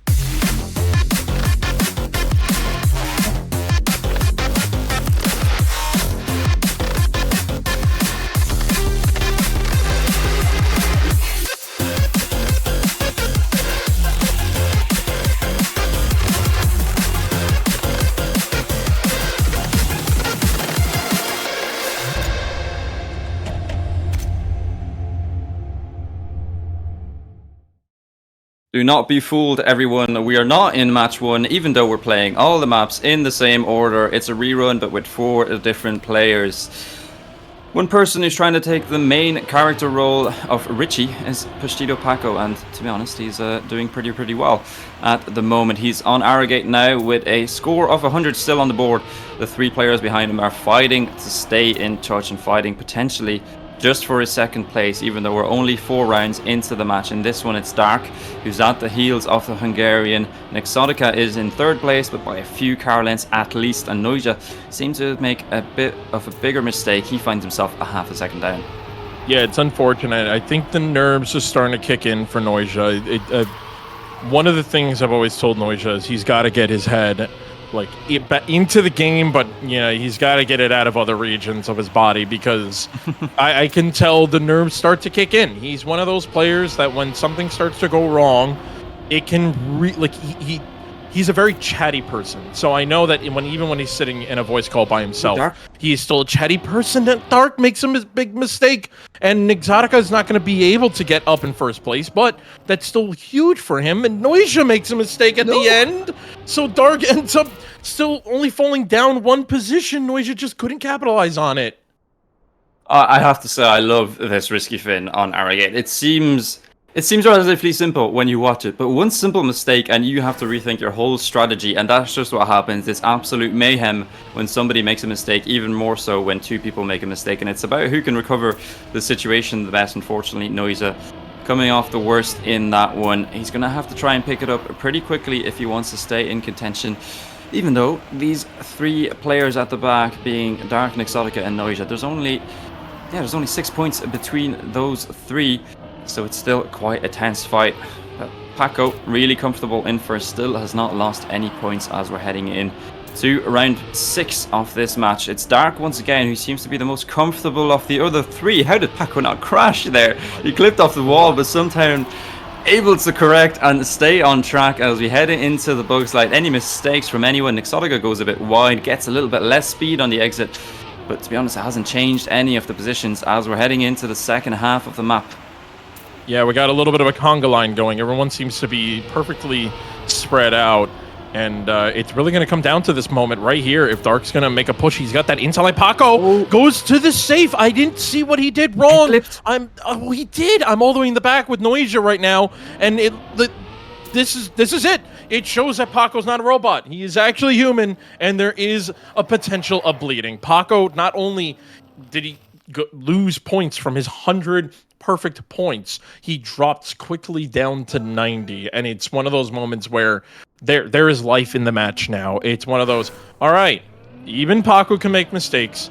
I need to capitalize on it. And I think that's the struggle that all other 3 players are making right now, is that every time Paco makes a mistake, it is their time to shine.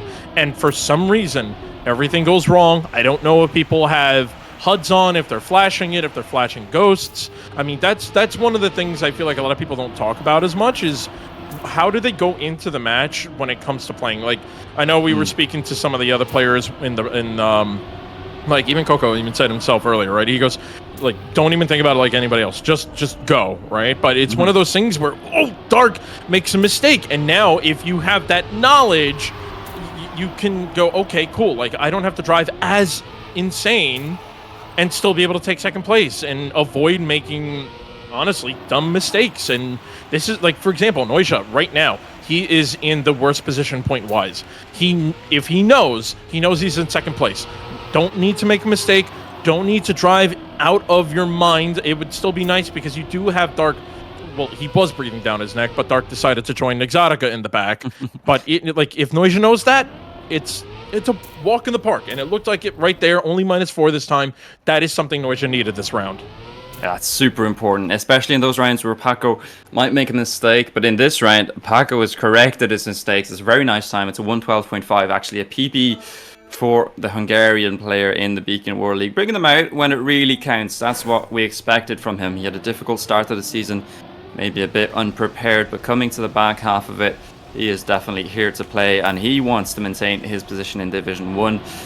He's well on his way to doing so, and at least getting to the final. Exotica goes left, right, and still stays on the track somehow, but he is going to be behind in this one. It seems like Arrogate really is not going his way thus far. Noisha has been able to capitalize on some of the mistakes from his opponents, but for the moment he's a long way back from Dark and Paco. Dark actually, again, leading. He seems to have the first half of this map at least under control. He's got really good pace. He gets to this point, and then it's whether from the bug slide onwards he can keep it going. Yeah, I mean, it's tricky. Like, the bug slide wasn't intended for the map, and so these players, and Exotic himself was able to discover it, ask if it's possible, got the yes, and now everyone goes, okay, we're doing it. And so it's a really tricky section to push yourself with that bug slide, and Dark, I think, did much better this time. He's still right there, but he did jump a little bit higher. Oh, but he is a little bit of a better risky. No, he made a tiny little mistake and lifted his wheels up and just lost all that speed and the momentum he had to snipe Paco. Unfortunately, falling down 0.3 from him. Oh, that was your moment there, Dark. You need those moments. I think the big loser, however, in coming out of Arrogate is Exotica. It was, he was second going into it, and he finds himself only 3 points ahead of Noisha. And actually, Dark is the one who's kind of portraying himself as the potential second place in this match. Paco, again, really, really strong. Has only, lost one round. He's down on 90. He looks to be set, to be that person who's going to be going into the next round, similarly to what we saw from Richie last time out. Who's going to be joining him still? It's really difficult to say. It's a really close fight between all the other 3. And to be honest, it might just come down to being a mental game. Coco said about not being scared, being composed, knowing when to perform, when to calm yourself down, and just focus on yourself. In my opinion, that's gonna be what decides this one.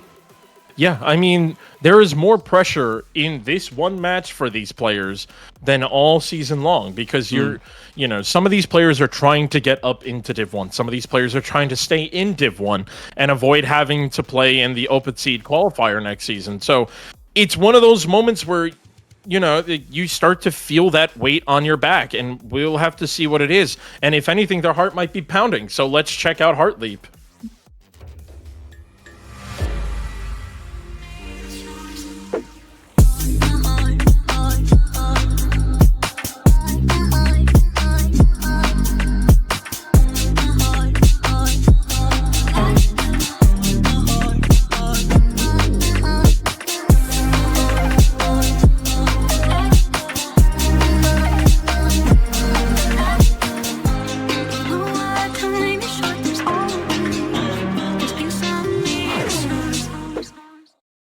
Let's make sure their hearts don't skip a beat as they go into Heart Leap, our third map of the match.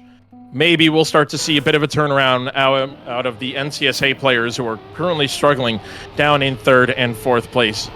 But either way, all these maps are a bit of a struggle. We'll never know. Paco looking beautiful, up in 1st place on point-wise, and then I cast a curse him with all my power to make sure that our NCSA boys are up in front. Paco makes a big mistake, unfortunately gripping in the back, that weird black surface. I don't even know what it is, but Noisia makes a mistake, and again, that's what I was talking about earlier. The moments to capitalize are the biggest mistake moments for Noisia, unfortunately. Every time he has a chance to put some damage onto Paco, he makes a mistake himself, and now Noisia finds himself all the way in the back, so far back, and then Dark makes a mistake. Will Paco be able to bounce back, Babs? I mean, he's right there. No, come on. I mean, guys, come on. Every time Paco makes a mistake, it seems like everyone's in agreement. You know what? He's not first. We need to correct things. Let's get him back into that 1st position. He's up to 2nd now, but it looks like it's Nixodica who's having a great round himself. He just needs to keep this last drift clean and not lose too much time to the 2 players behind him. As long as he doesn't crash, doesn't clip somewhere on this tricky finish, it looks like he's got it quite comfortably. But Dark did not. Dark is the one who clips and drops to 3rd. Noisia was not able to capitalize and get 3rd place himself. He is in 4th. And I think this point in the match is where it's really going to matter. You're going to lose 10 points by 10 points. Noisia drops from 44 to 34, and you suddenly start to look down instead of up. And that is not a good sign when you're in one of these Reverse Cup matches. And he's going to have to pick it up if he wants to get back into this one, because Dark has shown that he has the pace on Arrogate. He capitalized on that as he could. He's doing a similar thing for the moment on Heart Leap despite that final mistake. So if Noisia wants to stay in this one, you know, there's no better time than now to start playing, start showing up.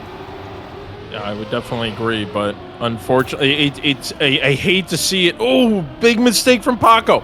Okay, I was going to say something. I may hold on to that later on.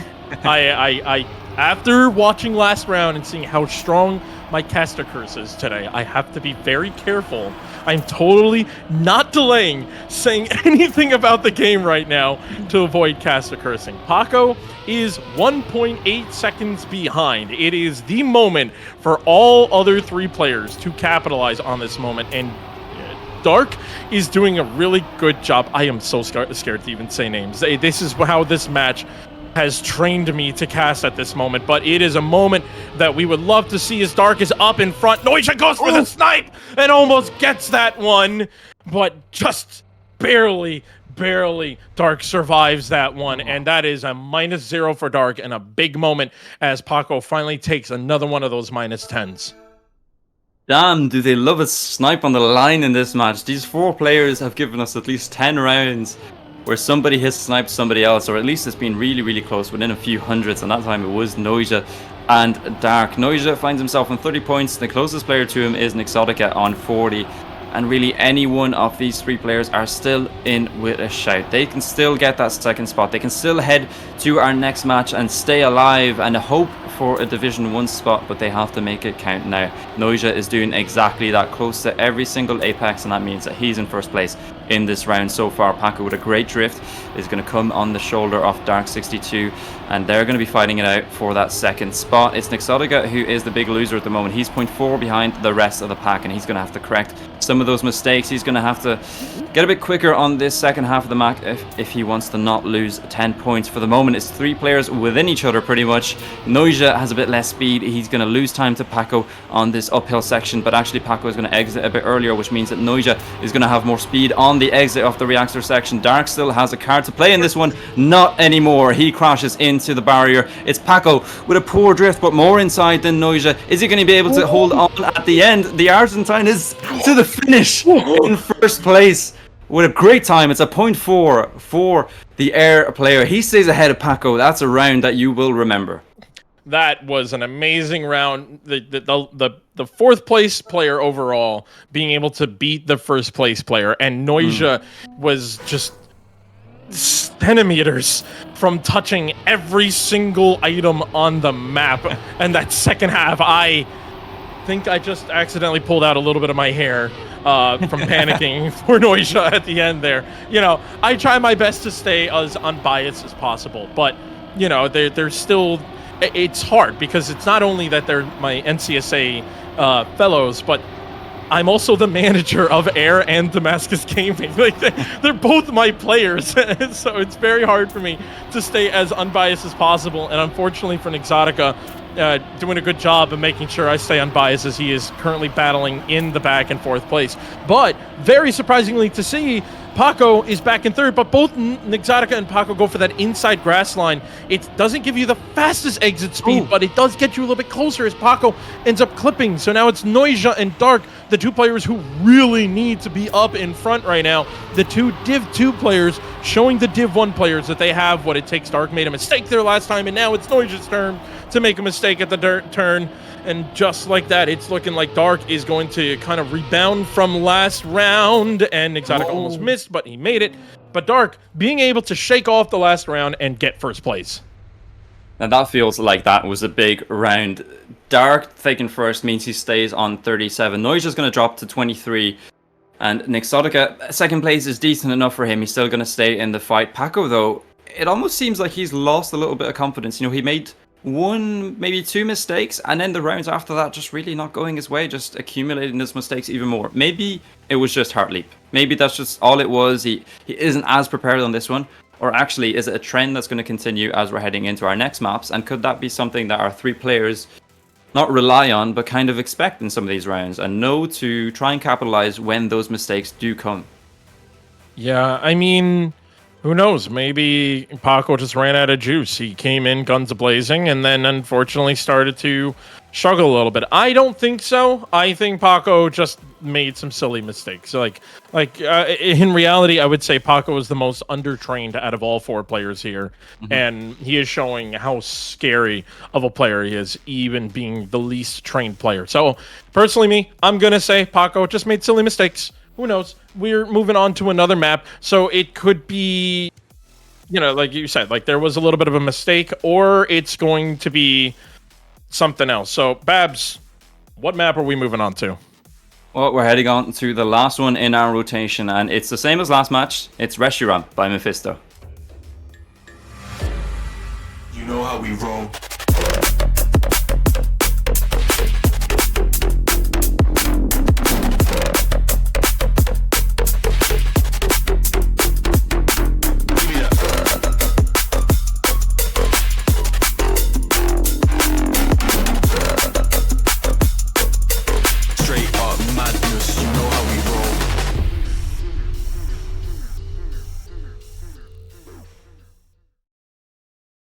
It's map number 4 of the match. We have Nixotica on 26, Paco on the opposite at 62. Noisia is on 23, and Dark has put himself as the main contender to take second spot in this match. But of course, nobody is just yet that close to the last chance position. In the last match, it was Beta Toast who was occupying that section. He was pretty comfortably in that 4th position and was dropping to last chance on this 4th map.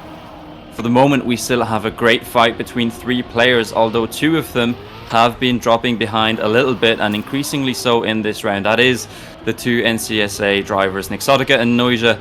They have to catch up to Dark. He is the biggest enemy at this point of those 2 players, but unfortunately for them, he's been quite consistent and consistently at the top. Whether that be first or second, and it's going to be first this time around because Paco has made another mistake. Dark takes up first. It's Noisia and Nixotica battling for first. Can they catch up to the loading player? I mean, it would be amazing for the 2 to catch up, but now it's almost at a moment where it's a play as a team and stay in first, second, and third. Leave Paco back there because they all need Paco to bleed a little bit more. Ooh. Oh my, I didn't even know you can get that far out. And Exotica is, again, finding a reroute. Let's stay as low as possible. I know he didn't actually mean that, but that was one of those moments that I didn't even know you could get that far away from the spring and almost not making it into the risky finish. But that is a round that all these players needed. Nyx and Noisia tying at 19 now.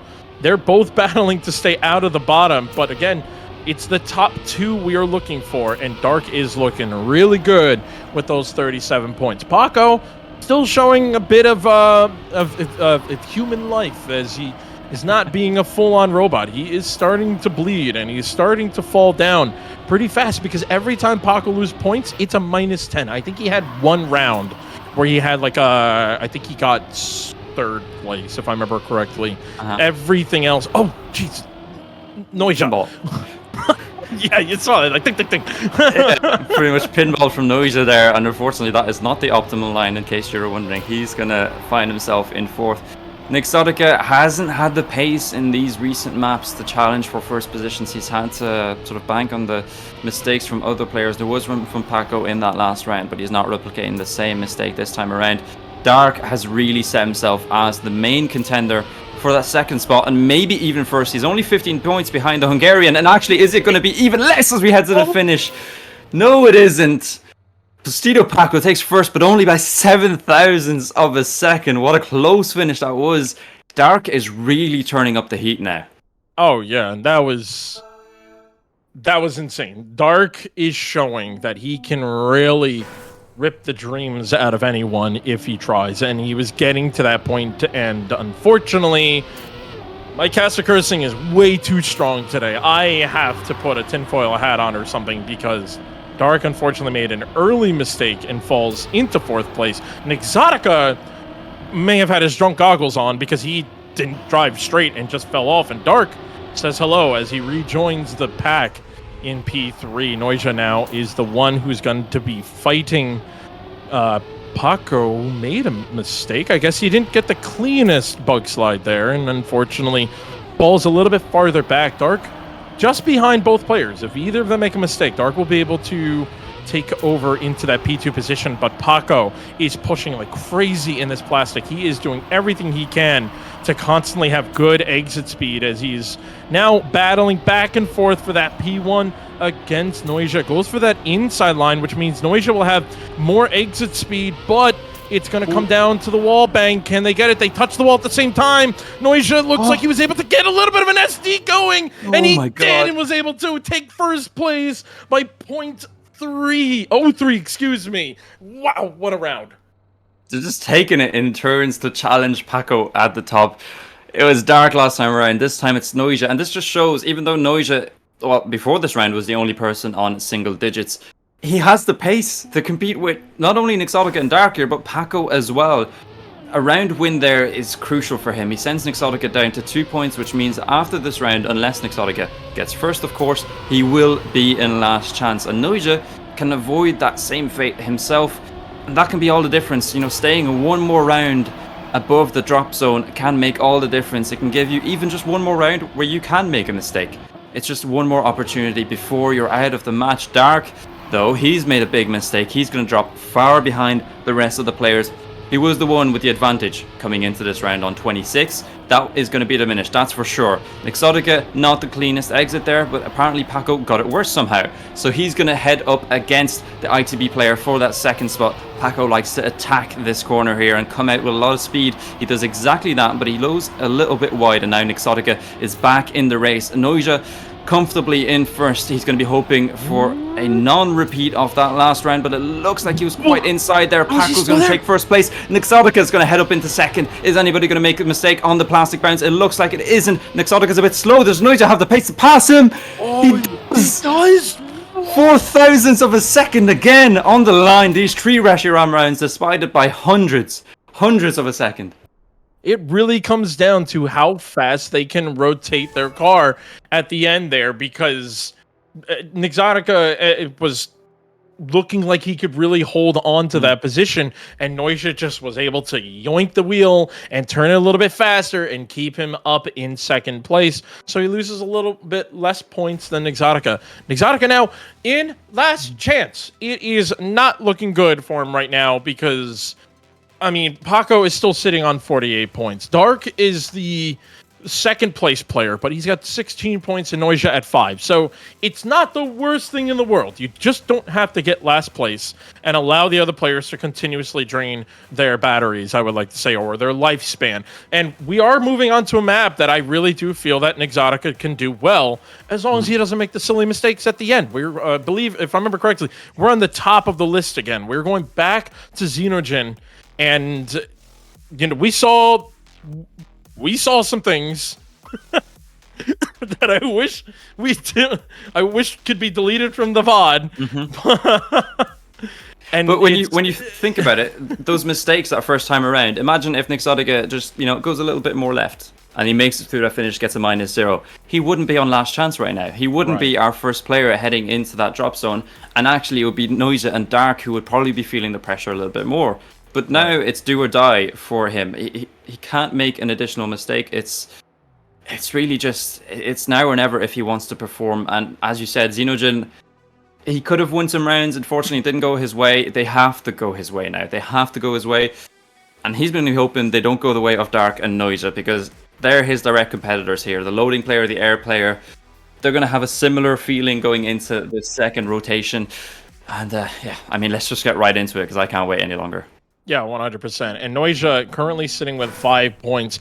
Maybe he'll start feeling that Argentinian power going on, because right now in the Olympics, Argentina is up 2-1 playing football. So maybe he will feel that energy. Maybe that's why he's been struggling, because he was watching the game at the same time like me and being a bad caster. But, who knows? But right now, it is looking relatively good for Paco up in front again. But Noisia and Exotica are in striking distance, as they are both right inside that pack. Dark falling a little bit behind early on in the round, but he's still right there. Any mistake that happens, he will take away those points from him. And unfortunately, Noisia falls all the way back to P4 as Dark is able to get himself into the fight. Nixotica looking for any opening and gaps. He's trying to go for a bit of wider lines, riskier push here as he's going into those corners. Paco still doing a really good job. We've seen Noisia. No. That could be the end of it. Big mistake. This is it. I don't know, man. He's into 4. He has to correct once again, unless there's a mistake from a player up ahead. It looks like we might be saying goodbye to the Damascus Gaming player. He made it into Division 1 at the start of the season. He surprised everyone, but unfortunately, he's going to end up dropping out of the division. He's our first player to exit this match. A massive GG to Nixotica for a great season. He can take a lot from this season, but I feel like it's going to have a sour taste at the end. Oh, yeah. I mean, that one hit me a little bit. It's a little unfortunate. I mean, I'm happy Damascus is still in Div 1. Thank you, Charles. But yeah, no, that was a rough way to end it. I think, if I remember correctly, even last match, yes, that was how we lost our player. First place, and then a big bump in the end on this map as well. This map is a curse for last chance players. So hopefully Noisia will be able to keep his composure as he's currently sitting in P2. Dark is right behind, ready to strike. But Paco does fall down a little bit. Noisia really trying to push forward and start to drain. Now the point change a little bit. That is, if I remember correctly, -2, -6, -9. So if you take third place, it's not that full -10. But I mean, at this point, if you're Dark, you don't want to be in third place, because with 12 points remaining, you're giving yourself maybe 2 rounds. But Noisia, I'm telling you, this map is cursed. Anytime you have last chance, you're just gonna hit these walls. Oh, he gave up too. Noisia, you have to go all the way to the end, because anything could happen. As Dark makes a mistake and Noisia get there. No, he can't. No, he's out. Oh my god. They're playing with our emotions. They're playing with our nerves.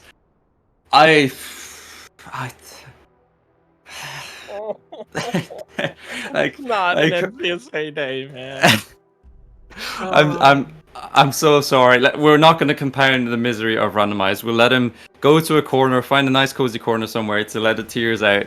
Unfortunately, it is Noisia and Nixotica who are going to be, well, either losing their spot in Division 1 or not making it that far. But we can all, compliment them on their incredible performances this season. They've been extremely impressive, extremely, surprising, and for a lot of people, they might not have even known some of these names, but now they're definitely on their radar. And pushing on from this season, the sky's the limit.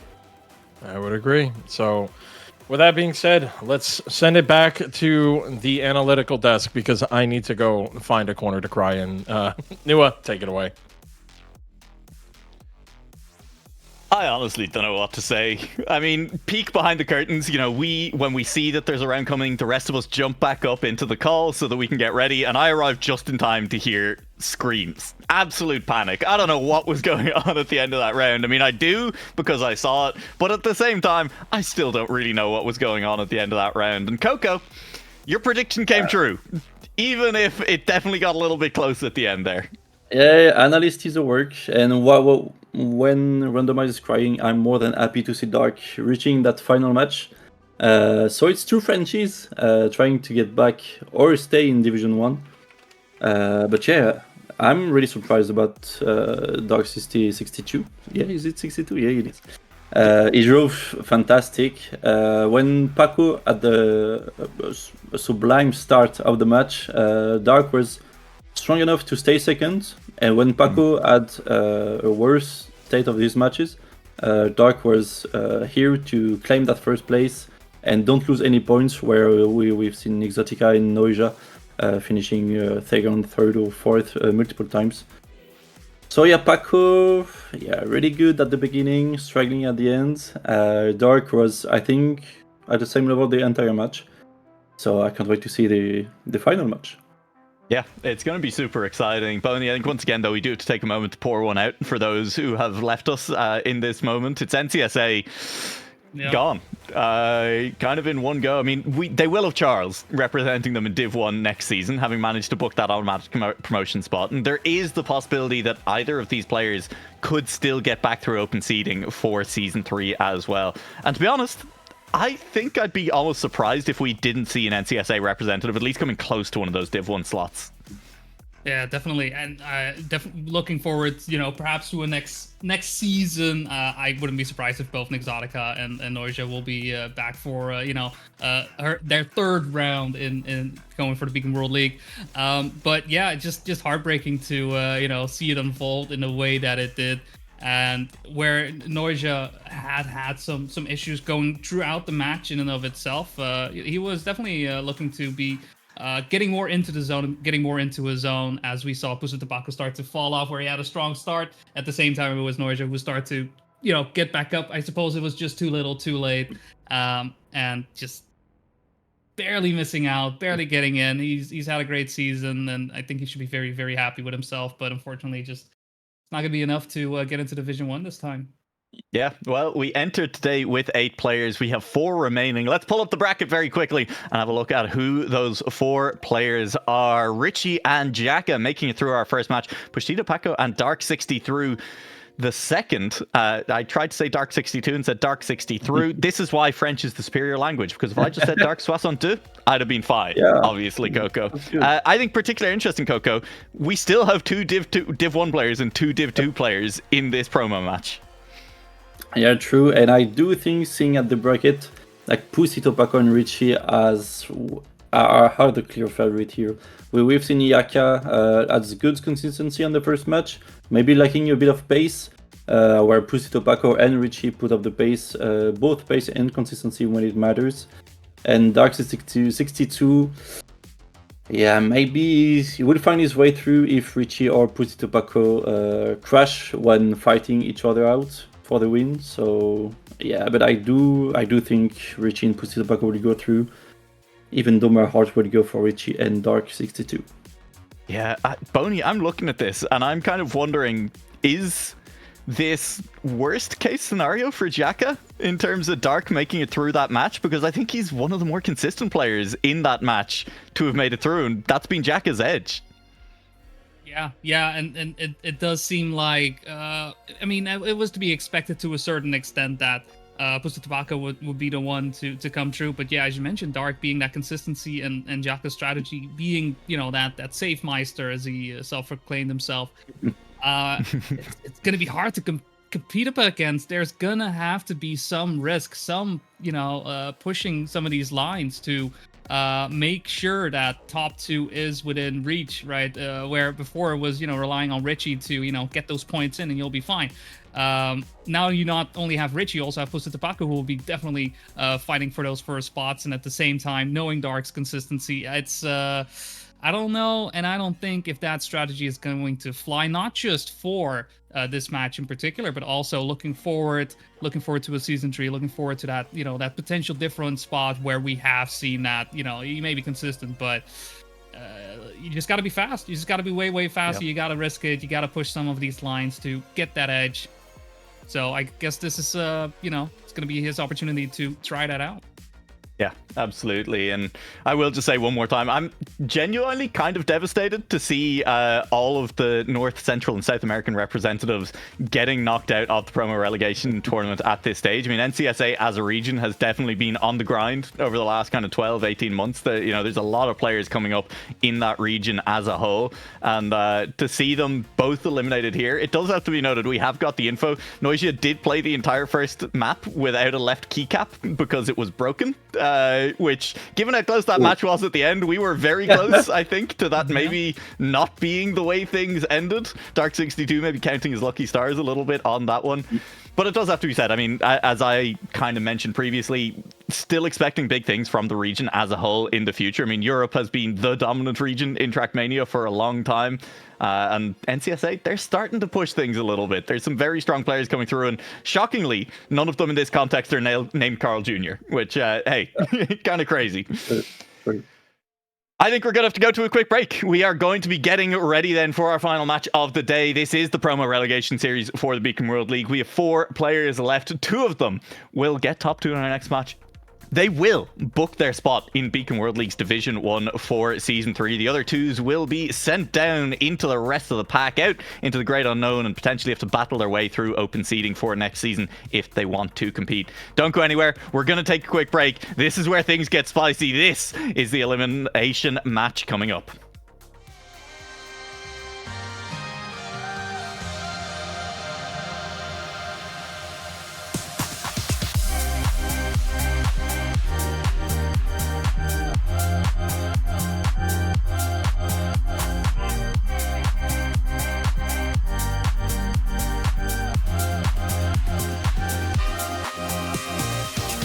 I've been waiting for somebody just like you, seeing all the colors, no more shades of blue. You picked me up from nothing, and now I'm feeling something.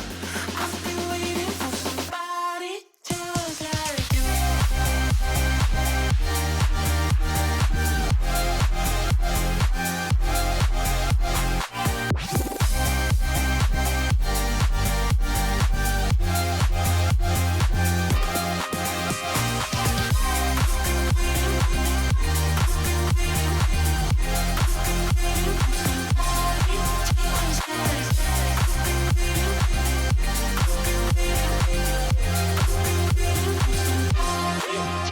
Haven't got ready in a while. That's why you missing smiles. Haven't had somebody take you out and show you worth your while. Friday night you staying in. Where's the fun in missing friends? Worked all day and cry all night. I think you need somewhere to send. Shy in public but a threat. All these girls are staring, checking you.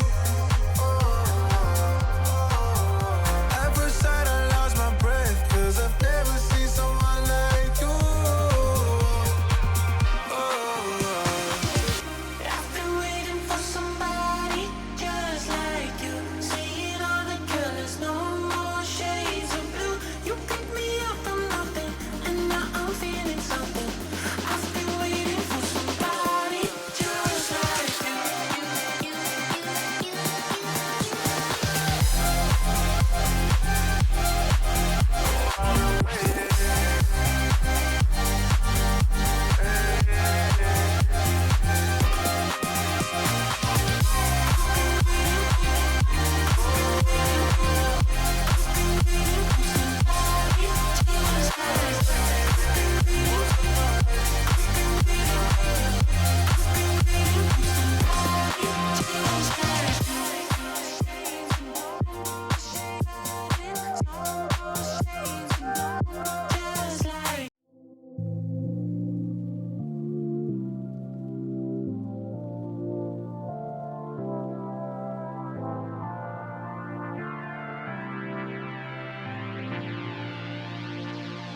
The way that you make me feel like I've never been felt before. One look in your eyes, I found the one I've been waiting for. I'm feeling electric. Our love is electric. The way that you make me feel like I've never been felt before. I'm feeling electric. Look in your eyes, I found the one I've been waiting for. I'm feeling electric.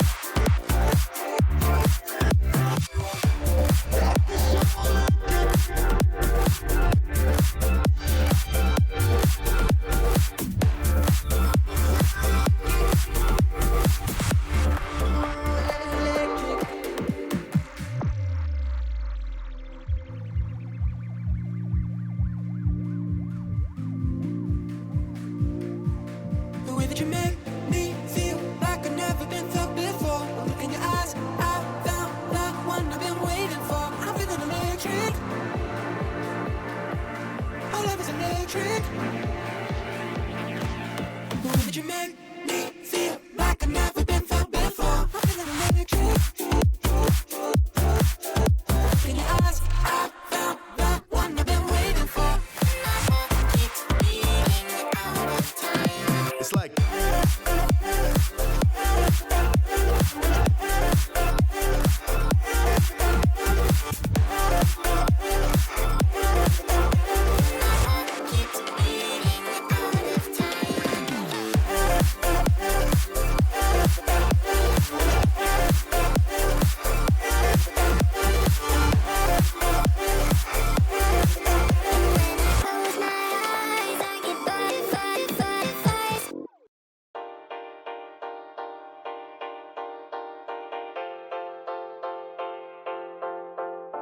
You tell me you love me, you kiss and you hug me, have some fun.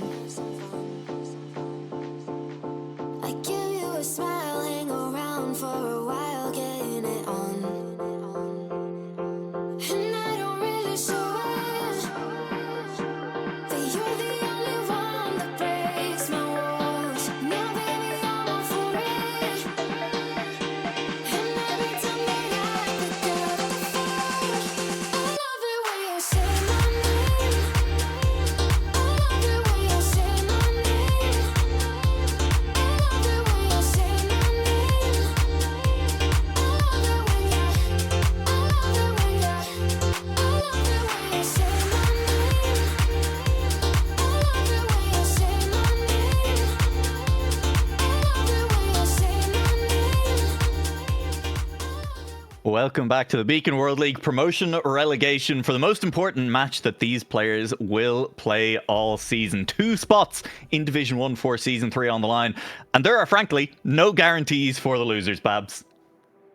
Yeah, honestly, from what I've seen from the first matches here, you probably want to get one of these top 2 spots. I know that's implied, but like it would be good to get first or second and be in Division 1, because going into Season 3, you'd only have 2 spots, open through seeding for Division 1, and then the whole rest of Division 2 will be reseeded as well. That seems like a daunting task if one of your goals is making it to Division 1, and I think for all of these players, it'll be at least that. Yeah, absolutely. Now, look, we've already kind of talked at length about a lot of these players already today, so instead I'm going to ask you, Coco, to kick things off, who you think is going to be the top 2 coming out of this match, and then we'll dive into a little bit of discussing about why you're wrong. Yeah, with actually no doubt, Pussy, Tobacco, and Richie are going through and remaining in Division 1, actually. Yeah, I don't think Dark and Yaka are yet what it takes to be Division 1 players, but they are getting the gap closer to what it was at the beginning of the season, and maybe they would have their shot next season. Yeah. Now, it's interesting, I mean, Paco was the big question mark coming into today, right? Like, has he trained more on the maps than we saw during league play? I think the answer is yes, but it still feels like there's maybe some holes in his gameplay. I mean, he's definitely still crashing a bit, but I kind of get the feeling that, the more he plays even just today, the more comfortable he's going to get. I mean, Coco, this is the scary thing about playing against a player who isn't pracked, is just the longer the day goes, the better they're getting. Exactly. The name that come to my mind when you are saying that is Gwen.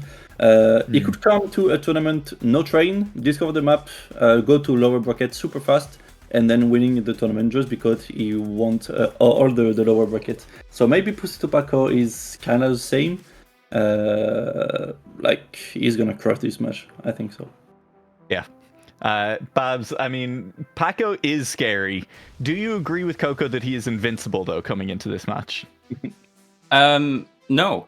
Like, actually, like, and that's not just being to disagree. I actually don't think he's invincible because more than Richie in the first match, I saw Paco stumble quite heavily in that second match. I know he still ended up on, 46 points with the win, but he was on about 90 and then lost about 30, 35 very quickly, in the space of quite a few rounds, just over 2 maps maybe. And to be honest, if players like Jacket and Dark can have a good performance on their side and Paco has a few stumbles, that can start to sort of compound itself, and really you could find yourself in a really interesting situation going into the end of the match. And at the end of the match, your predictions are out the window because then everything can really change. It just depends on how each player adapts to the situation and who has, the mental fortitude really to get through it. Yeah. Mental fortitude is such an interesting one there because I think Paco, I'm going to say he got away with a lot at the start of that match, Coco. He ended up staying on 100 for a long time. He really wasn't losing points for a long time. And as Babs has pointed out, I don't think that's necessarily going to be true in this match. Not only is Richie quick, Jacka, we've talked about consistency guy. He's going to keep players honest just by being there at the finish line. And if you don't drive a good time, he's going to beat you there just by the fact that he hasn't crashed before he got there. And if Paco then starts losing points a lot earlier, do we think his mental is going to continue to stand up? Is he going to be the same player as he was at the start of that last match? I do think so, but I do think as well, like if Paco drives a good first map, then he's gonna be untouchable and invincible. But I do think Richie is gonna be the best consistent and fast player. And it's whatever if Paco wants to play for first, or if I manage to think like second is the way enough to survive, maybe Paco can have a struggle time. But yeah, I think interesting there that we all do seem to agree, and I think I will put myself in this boat. I think we've seen enough from Richie to say Babs, he's going to be there for season 3 of Div 1. I think his interview afterwards, more than what I saw on track, sort of made me comfortable picking him as one of the guys who's going to make it through, because he just seems so relaxed and he almost understood that, I have the pace, I have the consistency, I believe in myself to make it through. Whereas I think somebody like Paco, who might not have been as well prepared, is coming into it with a little bit of an unknown, hasn't had good performances in Division 1, doesn't really know what's coming from Division 2, and I'm not sure if that match would have reassured him, the one that he just played. Of course, he knows that he has pace to beat a lot of these players. Can you do that consistently, especially against people like Jacka and Dark? Obviously, Dark had the pace on a lot of rounds to actually, contend with Paco. Something like Arrogate, if we see it get played, if Dark can clean up some of the mistakes he made there, he actually could have had a lot of first places. It's going to be interesting to see. And actually, one thing that I'm super excited to see is what's going to happen in Pick and Ban. Because this is where somebody could pull out a trick or something that they've been waiting to try, and we could see some interesting stuff. It's going to be super interesting. Coco, then, just before we get ready to head on into Pick Ban, I know that you've said Richie and Paco, right? And I think, look, I'm willing to accept, okay? Richie, yeah, probably. But if it's not Paco, if Paco does have some stumbles, if Paco does start to play inconsistently and gives up too many points, do you think it's Dark or Jacka who will be claiming that second Div 1 spot? It will be Dark. You think it'll be Dark? Babs, you on board with that? There's been a lot of French pride going around today. Dark's lost on two. I'm just going to add to it. To be honest, I think Dark would be the one as well. Okay, I gotta say, I do personally kind of hope that it is Jacka. I think he's driven a very, very admirable season. And also, I gotta balance out the desk at least a little bit. I mean, Jacka, give him a bit of time to work on the pace, and I'm excited to see where he can go in the future. With all of that said, at least some of it is going to come down to the map picks. We have not seen Maharaga get today, except, of course, behind me. Thank you very much, Prof10, for wonderful screenshots, which I've stolen and used for my own purposes. Will we get to see Maharaga in this final match is the burning question. Will these players allow it through? We saw the exact same pick ban order in the first 2 matches. Is it going to be the same again? Let's head on in to our pick bans for our final match of, well, Div 2 at the very least. For some of the players of Div 1, we are heading into this final match. It's Richie to pick first, and we know he picked first last time around. He did not ban. He picked Xenogen that time around. Is that going to be the pick again? Babs, where are we headed? It is Xenogen. It is Xenogen. Yeah, it's going to be like the last 2 matches. Xenogen is going to be our first one, actually, where we saw So a lot of Maharaga matches gets close banned out. I mean, That's if my we're understanding following of how things go. the script, yeah, it should be the case. But like I said, Oh! oh my god, we we're get gonna see Maharaga. Coco, And actually, Coco, we get to see Maharaga. Yeah, thank God. But yeah, I actually don't know whose favorite map it is. Like, it is really Jaka's favorite map. Well, this I'm is not so sure. thinking does about Jaka it. need to try something? Yeah, true, and like in Div 1, we saw Grenady really favoring the map. And Grenady, I don't think it was his favorite map in the pack. I don't think it was a map that he felt he was incredibly quick on. He felt that other people crashed on it a lot. He felt that he could be more consistent than everyone else on the map. What have we spent all day saying, Coco, about Jaka? We've been like, he's consistent. I mean, hey, Maharaga the map for that, surely. It's consistent, and yeah, he's trying some new stuff. I don't think Pusito Paco was expecting that pick. It can change the philosophy of the match. Yeah, it's going to be so exciting. I'm looking forward to it, Babs. Jaka just said in Twitch chat, by the way, I may lose, but at least I'll cause some chaos. And I think that's beautiful. Yeah, While we're calling players out, I'd like to call out Pushtito Paco, who has just now learned the rule that if you're first pick, you can allow the ban to drop further down the order. And I'd like to say in your final match of the season, welcome to the Beacon World League, Paco. I hope you're enjoying yourself. Very entertaining. Coco, has that changed your mind at all about Paco and Richie being the 2 going through? No. Not even a little bit. Still comfortable. Babs, how are you feeling about it? It has changed my predictions. This is what I wanted to see, and to be honest, I think this is the best way that somebody like Jaka or Dark are going to make it through, because Paco isn't prepared. If you're not prepared on a map like Maharaga, you can lose points, not only -10s, but -12. So I think Richie and Jaka. And okay, I'm going to add to your prediction and say that you've also just predicted Paco to get at least 1 DNF on the map. So thank you for that, Babs. We'll wait and see if it comes through. We're going to head on over to the cast for the last time in the Promotion-Relegation tournament. Randomize. Take us in. It is the last match of the day, the last match for this season for 4 of these players, and the last chance for 2 of the players to get up into Div 1, and the last chance for 2 players to hold their spot into Div 1. Nua, we are going to more than likely see the greatest match we've seen all season, or the biggest, the S-Fest, I shall say, we will see this match, thanks to one map that has finally made it into the map rotation. Yep, and again, I want to reiterate something I said on the final day of League Play, which is Maharaga gets banned like the same amount as the other 4 maps put together, even more so. When it's left open, it gets picked early a lot. Like, it ends up in one of the first 2 picks an awful lot of the time, which is very interesting. It means it ends up being a decisive match a lot of the time. With that in mind, you might have expected players to be more prepared for this situation, that they'd have started to prep for it a little bit more, that, wow, Maharaga, that's an important map. I don't think that's true, though, Randomize.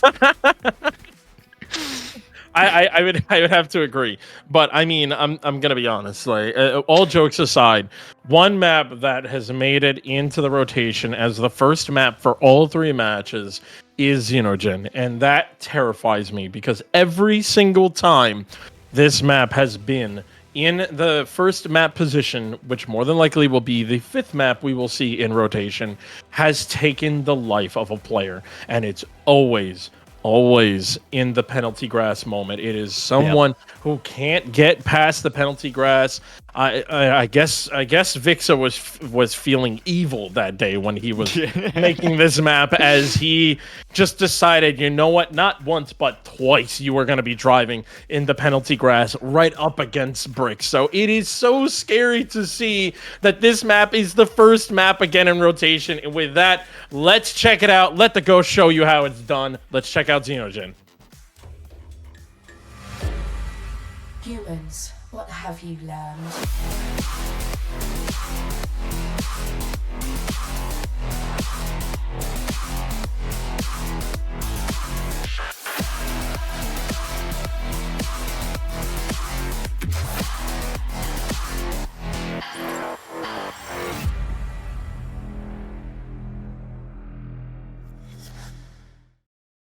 And here we are, the first round of the grand finals of the promo relegation of Season 2 of Beacon World League. And right off the bat, we have seen a life be claimed. Dark makes a mistake early and clips right at the beginning. So now he will be battling from the back, while Jaka will be staring at the backsides of two cars from Div 1. That is Paco and Richie, who are currently neck and neck starting this one off, but it is only the beginning. Anything can happen moving forward. We have seen this map claim lives left and right. Every single corner can go wrong, as Richie, I don't know how he clipped, but he somehow clipped, did not get any speed going into that jump and fell harder than ever. So Dark will be able to move on into P3, and he is right behind that pack, Nua. Yeah, I'll be honest, didn't think it was going to be Richie. That would be the first player we saw making a mistake on Xenogen. Looked great here the first time around. It's the map he picked to go first after being the player with first pick in both of these matches so far today. And he's gone in this round. 3 seconds down, no other mistakes down the field. Jaka sits in second, and Paco is going to take first place with a 1:10.7, kicking things off strong in his campaign to make it back into Div 1. Yeah, I'm really curious to see if Paco will do exactly what he did last match, where he had a perfect round on Xenogen. He took first place all 4 times. Actually, in reality, Paco took first place 6 rounds in a row in the last match. And I really would like to see Paco do it again. I think that'd be so sick. Yeah. Dark is doing the other thing where some things I don't want to see happen again and again. And Dark made a clip again early on, so he falls behind. But maybe, just maybe, we will see a big mistake coming out of the 3 players up in front. Richie finding himself in P3 and fighting his way into P2. Paco doing a great job again, still holding on into that P1 position, really fighting his way, as Richie just found speed. He pressed B for boost, and he's now up in front and looking to try to push Paco into not allowing him to get 6 rounds in a row in first place. Well, he's going to have to try, and it's going to be difficult. There is still penalty grass to go, and we know what that means. As Richie caught a lot more there than Paco, but Paco has clipped a wall, and wall is slower than penalty grass, and Dark is still here. Those early clips have been bad, but they've not been as bad as the mistakes later in the map. When everyone else is still accelerating, Dark doesn't lose that much. In fact, Dark might even look for a second place in this round. Jaka, I think, will hold him off, though. And that will be a 4th place for Pushtido Paco. We were talking about it in the pre-match panel just there, randomized. We were talking about how Paco, I don't think, is going to get away with as much in the opening rounds of this match as I think he did in the previous match. And there you go, -10 straight away, round 2. Yeah, I mean, Paco. Oh. Someone always has to make a mistake at the beginning. We can't get a clean round with all 4 players. I was going to say, Paco, pretty much all the way until the last map, literally either came in first, second, or fourth. He didn't even see 3rd place. So he was either doing insanely good, he was doing a terrible job on a map where something went wrong, or someone sniped him at the end. So now we're looking to see if Paco can bounce back from that last match. He's in a much more comfortable position now, I shall say. 0.24 up ahead. Dark makes a silly mistake and turns a little bit too early into a pole. So Dark actually falls back into P4 as Richie is able to fight his way up. I think some of these players don't understand all the rules of Beacon. I know we were making a joke how Paco was just learning some of the rules, but I think the players have to realize when someone makes a mistake, you're not supposed to hand that position back to them. You're supposed to stay up in front. I don't know what happened and why it's been a thing, but it's been a thing where you have a clear lead and you're like, oh, sorry. We wanted to make this a fair fight. Okay. And unfortunately, Dark just keeps making mistakes and falls 5 seconds behind. He doesn't take the DNF, thankfully, but that is a big chunk of points for the last place person, points-wise, to fall even farther. Randomized, this is, I promise you, not a bit. I have just remembered that Maharaga is the second map again. And I am excited all over again immediately, because this match is already a little bit scary. I mean, it's looking nervy out there. You know, there's a lot of kind of silly mistakes, I'd call them. Like, players like Richie, who we know is good on this map, shouldn't be making mistakes like he has in the last couple of rounds. And then we're going to introduce Maharaga into that mix. That just doesn't seem fair. Yeah, it's going to be an S-Fest, as I said earlier on. I really feel like that's what it's going to be. I mean, the reality is, you have to really think about it, right? Like, some of these players have seen each other multiple times as Dark makes a big mistake. Some of these players have seen each other multiple times in multiple tournaments all over, you know, the esports of Trackmania. And some of these players don't get to, like, play that much. Like, I don't see Dark in a lot of these higher echelon, higher skilled events, leagues, tournaments, whatever you want to say. I've seen Chaka a few times, but Richie and Paco definitely have that experience. So nerves are going to come in when you know not only, you know, are you battling to try to beat some of the best names, but you're also going for a Div 1 position. But Chaka, unfortunately, did take P1 for a second. But Paco says, let me show you the line, and was able to get up in front and take that P1 position. Not the fastest round that we saw on Xenogen there, but definitely one of the closest, as we had 3 players at the line who essentially had not made major mistakes. There was small errors in driving lines, a couple of tenths lost here and there in a corner, just led to an exciting finish. And Paco just, I think, proving maybe a little bit of what you were talking about during that round randomize. That's a hard, double word there. Yeah, that 5 times Paco fast. maybe a little bit more experienced in these situations than some of the other players that he's competing against today, in terms of has been in those high pressure situations, has won matches in the Trackmania World Tour, was very, very close to actually qualifying for the live finals for that, and was definitely the better player of the 2 on that team at the time. I don't think it was Paco's fault that they didn't make it to that live finals either. And with all that in mind, like, Paco, even if he's not as practiced on some of the maps, the practice he has, I think, is going further in this situation. So I know you guys can't see it on your screen, but I have been watching Paco for the warm-up, and I think 5 times in a row, he missed the first ramp. The funny yellow map is the only question that remains then is, why do people like Paco? Maybe we'll get an answer on Maharaga. I don't know. Let's check it out. Oh my god. Let me show you what I got. Oh my god. Is that bullshit? I think not. Let me show you what I got. Hey yo, who made it? I think not. Oh my.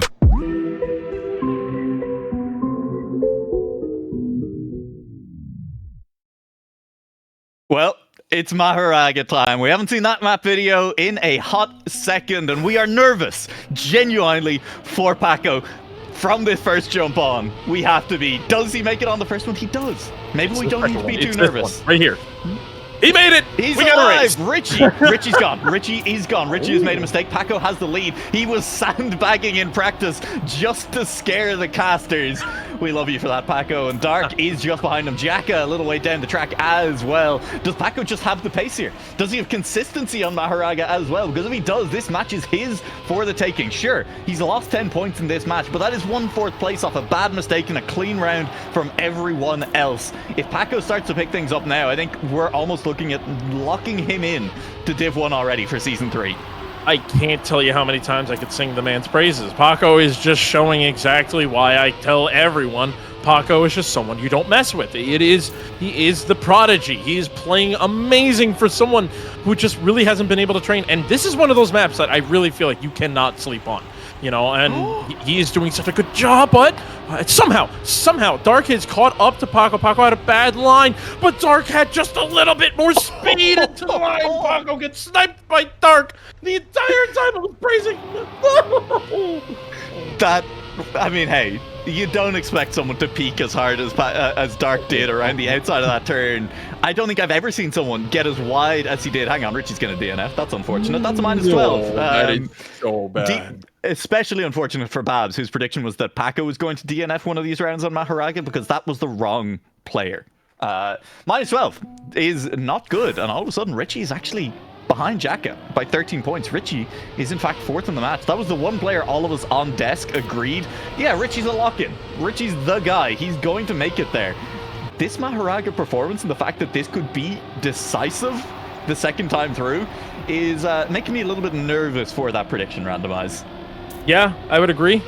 You know, I'm not gonna lie, part of me is a little bit of a nerd, and I've been playing D&D a lot lately, and sometimes these point systems make me feel like, you know, Intax rolled a nat 20, and unfortunately, Richie took a crit hit, and that's predictions out the window. Everything we planned, all of our script out the window because of that nat 20, unfortunately. But Richie is bouncing back as he is currently up in P2. Dark following very closely. Jacka is completely out of this race as we go into this awesome flip. I love this little flip moment. And Richie has insane speed coming out of this, and this is where Paco made a mistake last time, but somehow still able to hold on. But Richie, he's going for a little bit wider side. Paco goes inside. Richie's not even going to make it. He goes from 1st to 3rd. Jacka is completely out of this race right now, and if Richie doesn't make it again, okay, he does.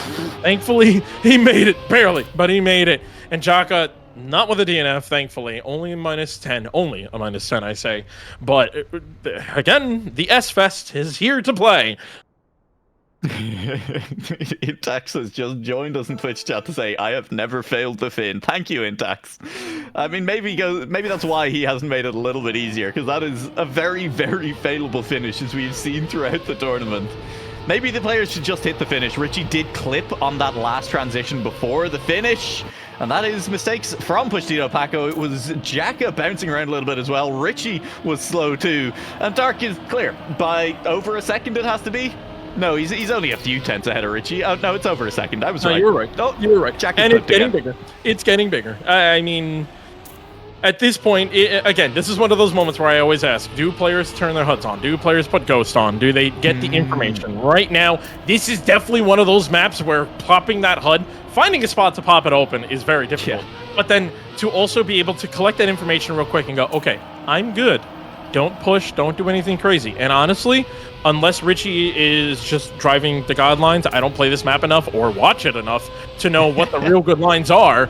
But right now, it's looking like Richie is going to take up into 1st place. And because Dark not only made a mistake, but got a slowdown, this is it. This is clear as day for Richie. Please, Richie. Please don't let my just gotta hit the finish. I'm so scared. After that last close. match, my cursing has been way too on point today. Speaking of being a nerd and calling nat 20s, I think my caster curse have been hitting nat 20s, and I've been trying to roll nat 1s all day, but it doesn't look like it's working, as Richie will be able to go from a little bit of a rough start to getting 1st place. A -0 is always a beautiful thing, especially for the player who is just barely hanging on in 3rd place. Yeah, just overtaking Dark off the back of that round as well. That everyone's crashed. Does everyone crash? No, only one player's crashed. That one player was Richie. Everyone else much, much lower on that line than Dark was, I believe. As Jacka and Dark were right behind. As Pushtito Paco has crashed, he'll be taking safe routes through the map. There are safe routes everywhere on this map. If you do not have the speed for one of these jumps, there are alternative lines that you can take. We don't get to see them very often, because when players pick this map, generally speaking, they do know the lines and they are quick through them. I mean, again, goes to show how good these players are and just how difficult this map is at the best of times. Dark made the mistake in the turnaround last time, Can he get through cleanly this time around? Ended up too far right, ground his wheels against that road border, and ended up with a slowdown as a result. This time around, he's much more central on the exit from it. He manages to stay out of the wall, and he leads the way around this final corner. Yeah, he's looking a lot better here now, but Chaka has a lot of exit speed. It's not going to be enough, though. Not enough track to be able to get up there. So Dark doing a really good job recovering, being able to get that first place. Huge, huge, huge first place for him right now because he needs Jaka, Richie, Paco, all of them. He needs them all to go down. I think Richie and they don't know what to do. They genuinely don't know the speed. They don't have the speed, and they don't know where the safe line is. There is one. I promise you. I found it on my discovery because I needed it, but there is a safe line there. No way. I mean, again, that was a big, big moment. Oh my goodness, that was 2 DNFs in one round. So technically, Des was right. Paco had 1 DNF on that map, but that was huge for Dark for one getting first place, and then 2 DNFs putting Paco right into the pack when it comes to points. I mean, dude, we saw it. We saw it earlier in this in the league when I think it was Grenady who kept messing up, and I don't even think he knew there was a safe finish. This map is hidden of secrets everywhere. That required his Twitch chat to listen to us casting the match and go and tell him that there was a safe film for him to go and discover once the match finished. The ultimate metagaming. And it's a little bit late at this point of the season for these players to discover where safe routes are on the map, because that might be the last time either of them gets to see Maharaga this season, and potentially ever. I'm not sure how many of the players are going to be booting up Maharaga for fun in a couple of months to play it again. I know I will not be, because, again, my heart won't be able to take it. So let's do another pun, and let's check out Heart Leap.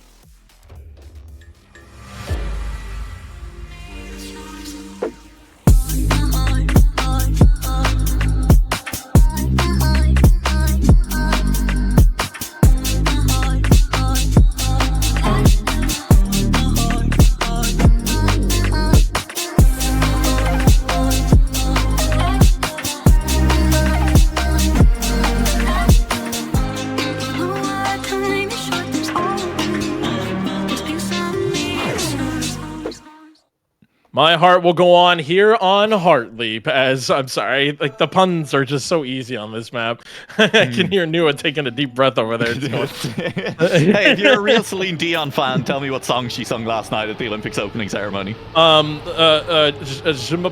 don't know. I don't even speak French. I know how to say "Je m'appelle oui oui" and got him. I don't know anything else. What? Paco doesn't know how to speak Heart Leap. He's not the wall whisperer. He has crashed into an early one and is now 4 seconds behind. Meanwhile, up the front, less than a tenth separating all 3 players, and that has been relatively rare in what we expected to be, I think, at least a close match in rounds, if not on the scoreboard. We've been seeing a lot of crashes out of the players so far, but this time around, Richie just leads from Jaka, from Dark as well, and it is anyone's to play for as well. It is Richie and Jaka a little bit wider on the outside there. Different lines on this grass. We've seen them all season long. Richie going for the low line, and I think Epos said early in the season he reckons that is the fastest way through. Richie has shown that off there. Oh, Dark ends up clipping on the jump right at the CP. He's going to have to play that one through. So Dark will fall a little bit farther behind. So now it's all up to Jaka to see if he can make the final push and try to get up to Richie. But Richie is 0.4, 0.5 ahead. And is it. There is not enough track left unless Richie makes a big mistake here, which he won't, of course, because he's Richie and he's doing a great job on this map. He will take first place with a 111.4. That's quick. That's a 0.3 off of the lap record right now, and not so close to the world record, but still a really good time, especially with the amount of pressure all 4 of these players are going through right now. Yeah, this is maybe then a chance for Richie to seize a bit of control back in a match that I think has slipped away from everyone, not just Richie. He's currently sitting in 4th place, which, again, not expected at all when we came into this match. With how Richie played in match 1 of the day, with how he's been looking kind of all season long, that was a surprise. It is a surprise to find ourselves in this position with Richie in last. A couple more performances like that on Heart Leap, and we won't be talking about it like that anymore, though. No, we will not be. I mean, it's... Xenogen has been one of those maps that have been penalizing players left and right, and then you throw them onto Maharaga. So now we are kind of like more on a, I don't want to say normal map, because these maps are definitely difficult, but I would say we are in a much better position as we see Richie is just fighting his way up. I'd love to see that there's a difference between the lines, but not just by the players, but by the division. You see the Div 1 players go for the inside line, while the Div 2 players are going for the outside line on that grass, and Dark going for the outside on the dirt ends up clipping his wheel, and that's going to leave a lot of space for Richie again, as long as he knows that he is safe and sound up in front, in which he does, and he will take first place again. These are big moments for Richie. Oh, and look at the gap between Pushtido, Paco, and Jaka. It was only 2/10 at the end, preventing Paco from taking another full -10. I mean, honestly, -10 definitely has been the increment that he has been losing points in the most. Paco does not simply lose a round, he flames spectacularly out of a round.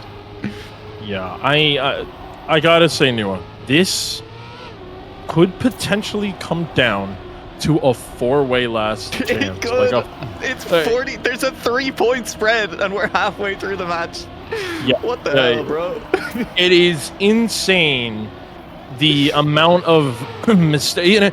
This is one of those moments where I know, Paco makes a big mistake as well as Jaka, but Jaka will be able to jump over Paco, I believe. Oh, no, Paco was able to recover fast enough, but Dark is now breaking away. But this is one of those moments where I'm telling you, Nua, it's like when you play Cup of the Day. You're always like one of those first 2 people in the lobby. You make one mistake and you're eliminated. I can't imagine how, there are so many mistakes coming out of every single player, and then you had some other players that didn't make as many mistakes in those last few matches we saw today that were just getting outpaced. I can't imagine how they are feeling right now as well. Like, just everything. The emotions are high right now. It really feels like everyone is going through some insane emotions right now, as Dark will be able to cross that finish line. This is looking really good for Dark now. This is a great time from him. Like, a 111.7 is really solid. That was round winning in the last round anyway. And sure, that round was a mess, to put it mildly.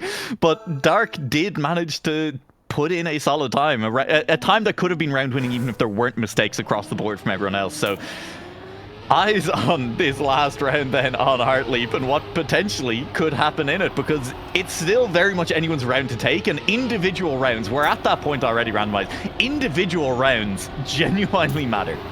Yeah, it really, it comes down to every single round from here on out. This is no more of those like, I made one bad moment, as we see Dark pull off there. That is crucial. Like, that mistake right there is going to put Dark in an extremely uncomfortable position, because right now Jaka is in 3rd place. He would love to push up more, but unfortunately it's not looking good for him. But like, it's going to make it to the point where like Jaka and Dark are going to be again battling at the bottom. The 2 Div 2 players really want to prove themselves in Div 1, and it's not looking good. Paco actually makes a little bit of a mistake up in front, but it's still not going to be enough for Jaka to fight his way up. No, the gap just a little bit too big at the moment. Barring mistake at the line, and Paco and Richie pushing each other might push one of them into a mistake. Paco goes hard at that final wall, and he very nearly clipped, but that's what you need to do for the best finish possible. You get so close to clipping the wall, slide out of the exit, and Paco nearly caught Richie. It still wasn't even enough. He executed perfectly. Wasn't quite enough. The mistake earlier, just a little bit of a mistake. A little bit too much of a mistake, I should say. And what I loved about Heartleap there as well, Randomize, is, we were talking about that earlier line, the one on the grass where some of the players go high, some of them go low. It's Div 1 going low, it's Div 2 going high. Paco and Richie both went for it, but we saw Paco execute it better. He exited a little bit wider with a little bit more speed, and for most of the rest of the round, I thought that was it. That was going to be the only difference between them, and then there was a minor error from Paco, and ultimately that ended up being the decider. But there's so many nuances on Heartleap that can make a difference. Maharaga, the mistakes are big and bold, and the lines are crazy. Heartleap is genuinely, I think it's a Trackmania player's map, in the sense of every small thing matters. Yeah, I mean, in my opinion, I would say none of the maps are easy, but I will definitely say Heartleap is one of the more comfortable. Yeah, it's more to the standards, more of what these players know. Every other map pushes these players to do some of the most insane things that they can do, and Heartleap is one of those maps where really I expected everything to be a very smooth style match, but unfortunately it didn't work out. And speaking of smooth, we are going to now push these players to do some awkward things here on Arrogate. Welcome to the age of cybernetics.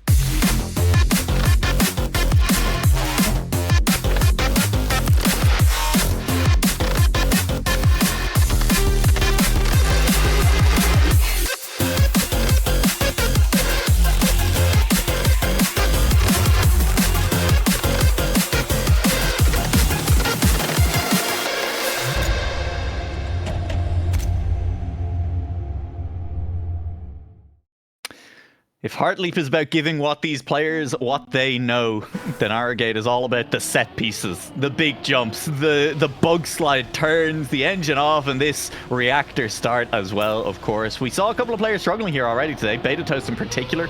I'm not convinced that he made it around that corner cleanly once. I'd have to watch it back, but he was definitely having the time of it. This match, all 4 players do get an okay start.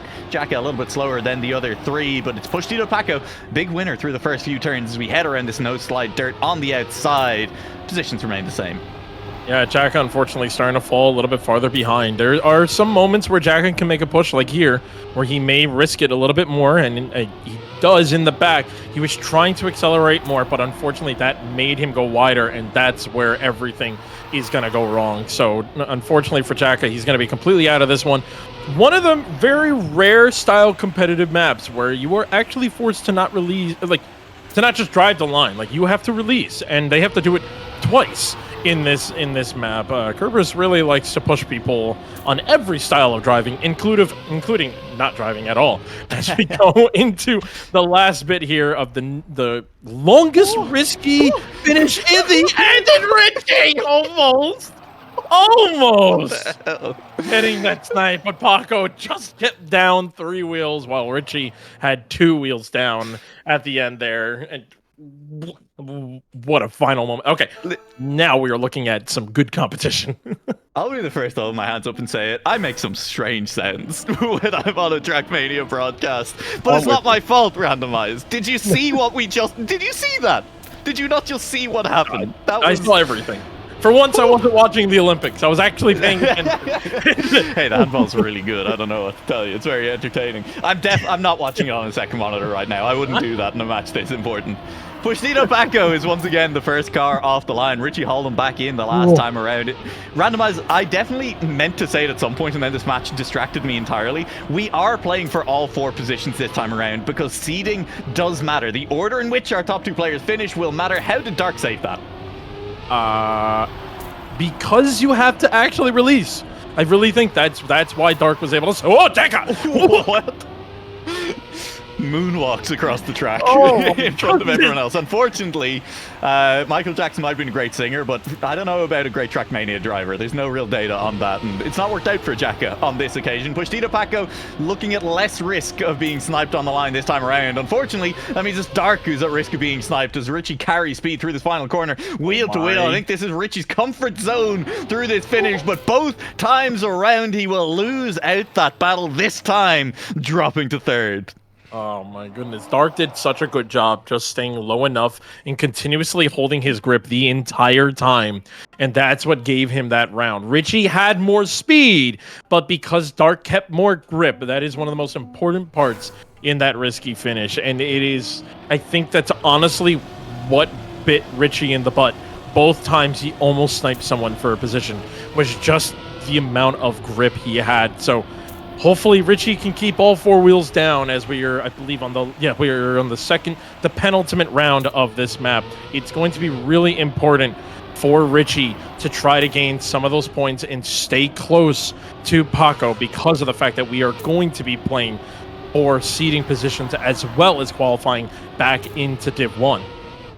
Important for Richie. I would almost say more important for Jacka right now, who's looked okay on the rest of the map. Started the match off really hot and is having an awful time on Arrogate. If he loses this round, if he comes 4th, he is gone. He's down to last chance and could be eliminated before we even get to see another map.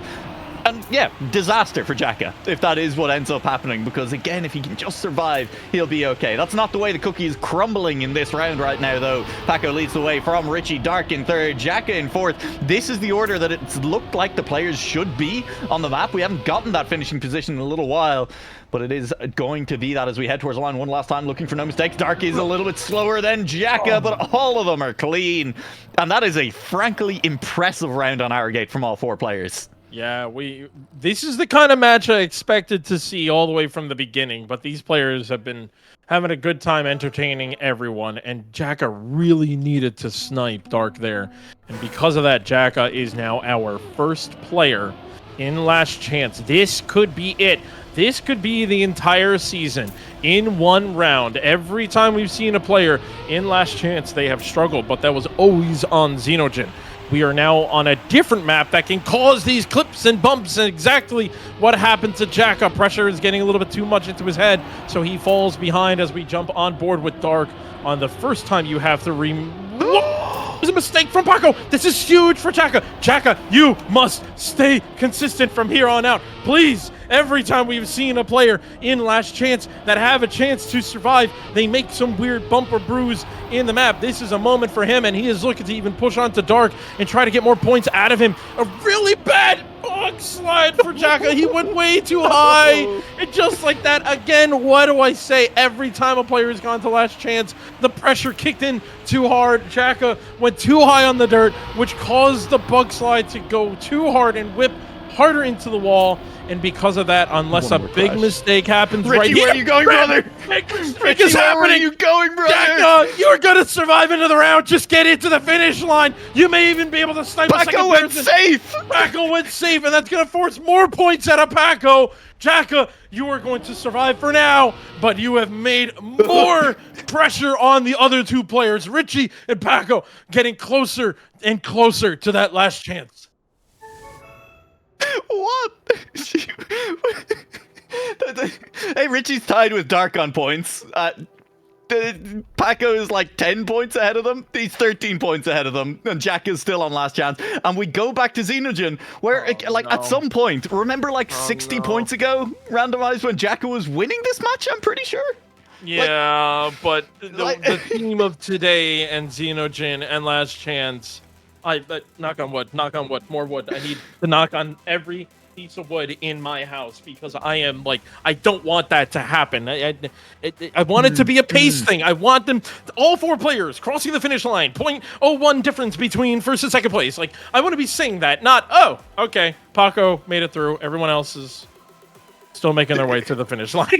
That's what it feels like on these first 2 maps. Randomize, there's a chance that we live in the world where somehow we get back to Maharaga with all 4 players in, but all on Last Chance, and we just eliminate them one after another on Maharaga. Please let that be the case. Don't ruin the script, man. Leave it. I have it here, ready to go. I would love to see that happen. The map that has been denied to be played all season long. Revenge. It's the revenge plot. I would love to see that happen. Jaka, this is your time. This is your time to shine. If you are here for content, now is your chance for us to do it, Jaka. Please do not touch any corner on this entire match. As I say that, I watch him crash into a wall in warm-ups. Oh, dear Lord. My hands have been on my face all day. I know. I'm gonna break out after this because there is a lot of hand skin oil on my face right now. Don't worry about it. We're gonna get into Xenogen again for the last time for the Promotion-Relegation tournament. There's a lot more Trackmania to play, but it's all in the future. We'll be back tomorrow with the Div 1 playoffs. And honestly, I think they're going to be the more entertaining part of the weekend, which is insane to say because I'm having a great time. But I still think Div 1 is going to deliver at least as much tomorrow. I would hope so, but right now, I gotta say, entertainment-wise, this match has been the peak of entertainment. As we could see, Jaka is now up in front. This is a big moment for Jaka, not only to survive, but to also force players to lose more points. We still have all 4 players alive at the moment, so that -10 is there. It's a big moment. You really want to force these players down. But Jacka was up in front and now is slowly falling back. Dark is creeping up on Jacka. Dark, do you really want to do this? Do you want to take out your Div 2 brethren? Do you want to do this? We want to see Maharaga. Dark is pushing up in the back. Jack is struggling to barely hold on to P3, and it's coming down to the last moment. Jack puts the wall, but he ends up surviving another round. But now it's Dark down to 6 points. This is so dangerous for both Div 2 players. Dark is making his life as hard as possible. We saw it the first time we came to Xenogen as well. Dark just makes mistakes off the line, I think, more than the other players do on this map. And he still nearly managed to catch Jacka that time around. He gave himself a half-second deficit, crashed at the line, and still lost by half a second. Jacka gotta be nervous right now. And it is a slow start for Jacka this time around. He's looking for a mistake from someone else, or he's going to need to pull off what Dark did in the last round and push incredibly hard. Just pull that pace out of somewhere. Yeah, no, this map is so cunning. There's always that little tiny bit that can just throw off your entire game, and it literally starts from the moment you press acceleration. And right now, Jacka is feeling those consequences. And Richie actually clips his wheel and lands a little bit weird. That's going to put Jacka into P3, and he's fighting his way up as we come down and around into the drift part. That can really make a big difference, because you can see Richie is trying to push, but Jacka is really risking it all. He's up against these corners and very, very close. He's trying to find his way up, but Richie is putting more and more pressure into it. Paco's sitting nice and comfortably up in front, but Jacka is starting to play the more inside lines. Can he straighten out his car as well as he can? No, he loses the speed. Richie is going to be pushing up. This is not looking good, but anyone can make a mistake at the end. It's a mistake for no. Jacka's not finished. He's not finished. No. He missed. He bumped and fell off to the side, and just like that, Jacka is eliminated, and that is it for Season 2 for Jacka. Almost had his moment, but unfortunately, just like that, just centimeters, whatever you want to say, fingernails away from being able to survive and eliminated. Again, Xenogen takes another victim. I howled. I screamed. I cried. Oh my lord. That was Jacka's the throw away at the finish line, unfortunately, and I mean, Xenogen took it for him. I don't know if that was a throw so much as it was being ripped from his grasp by a cruelly angled finish line. We've seen so many crashes this season, and in the highest stakes moment for Jacka, it happens one more time. Now Dark sits in the hot seat, so recently vacated, and it is Richie just in front of him. If Dark can stay ahead of Richie here, it's double last chance. Paco can probably kiss his ticket into Season 3, he'd be fine. He's sitting watching them duke it out, or Richie could just end it right now. Oh, it's not looking good for Dark. He is falling farther and farther behind. The pressure is kicking in, and it's kicking in hard. Richie is just putting pressure on Paco now. He's not putting even pressure on Dark. Poor Dark. This could be it. Xenogen could be the map to claim every single life on the line to get into Div 1. That is it. Dark didn't even take the jump. Congratulations to Richie and Paco for holding on to your position into Div 1 of Season 3. But that's going to be it. Unfortunately, our Div 2 players could not put a dent into Div 1. And now the story becomes, as we finish things out here, where was this Paco all season long? Huh? Brother, you did not win basically any of your matches. I mean, look, I get it. Paco's had a busy time of it the last month or so. He didn't have as much time to practice the maps as some of the other top players. But this is a player who gets talked about in the same breath as Epos and Stuffed, as the players of the future. These are the guys who are up and coming, who are challenging for everything in everything in Trackmania, essentially. These are the names on people's lips. And I can't help but feel, in some ways, randomized, that with the busy schedule that Paco's had, we have been robbed of one of the best three-way fights that Trackmania has ever seen at the top of the table this season. Oh, I agree. I was also robbed from points in my pick'ems because I had Paco up in front all the time, and then by game 4 and 5, I was like, all right, fine, Paco. I want to believe in you, man, but he's just robbing me of my points and robbing us from an insane season of a three-way fight that we got to see in Div 2, though. We did get that insane fight between Jacamanta and Charles fighting for those top two positions to get up into Div 1. So it's it's not like we lost a fairy tale fight, but it's still something we didn't get to see. Hopefully next season we'll see it, because as I said, Richie and Paco have sealed the deal. They are back in Div 1 next season. Hopefully they will be able to stay and compete in Season 3 in Div 1. I would love to see that, because I want to see a revenge arc for Paco and come out of nowhere and really just take Div 1. Really.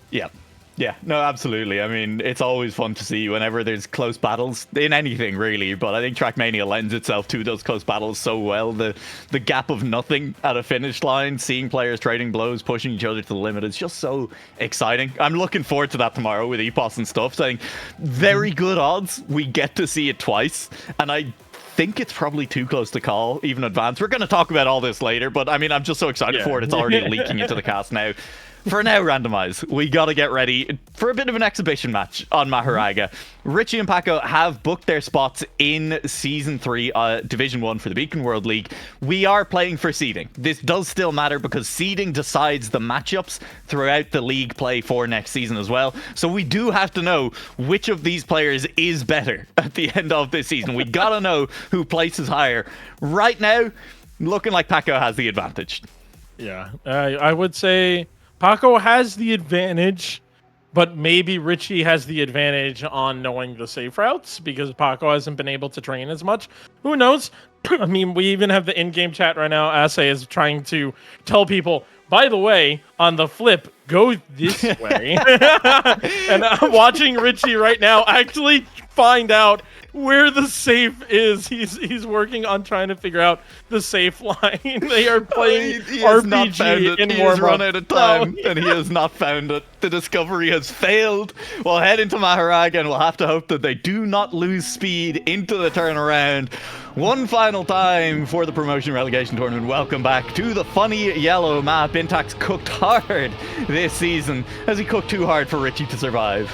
Yeah, I would agree on that. We'll see if that is the case, and I really kind of want both of these players to mess up and take the entire safe route. I would love to see a round of pure DNF safe battle. route.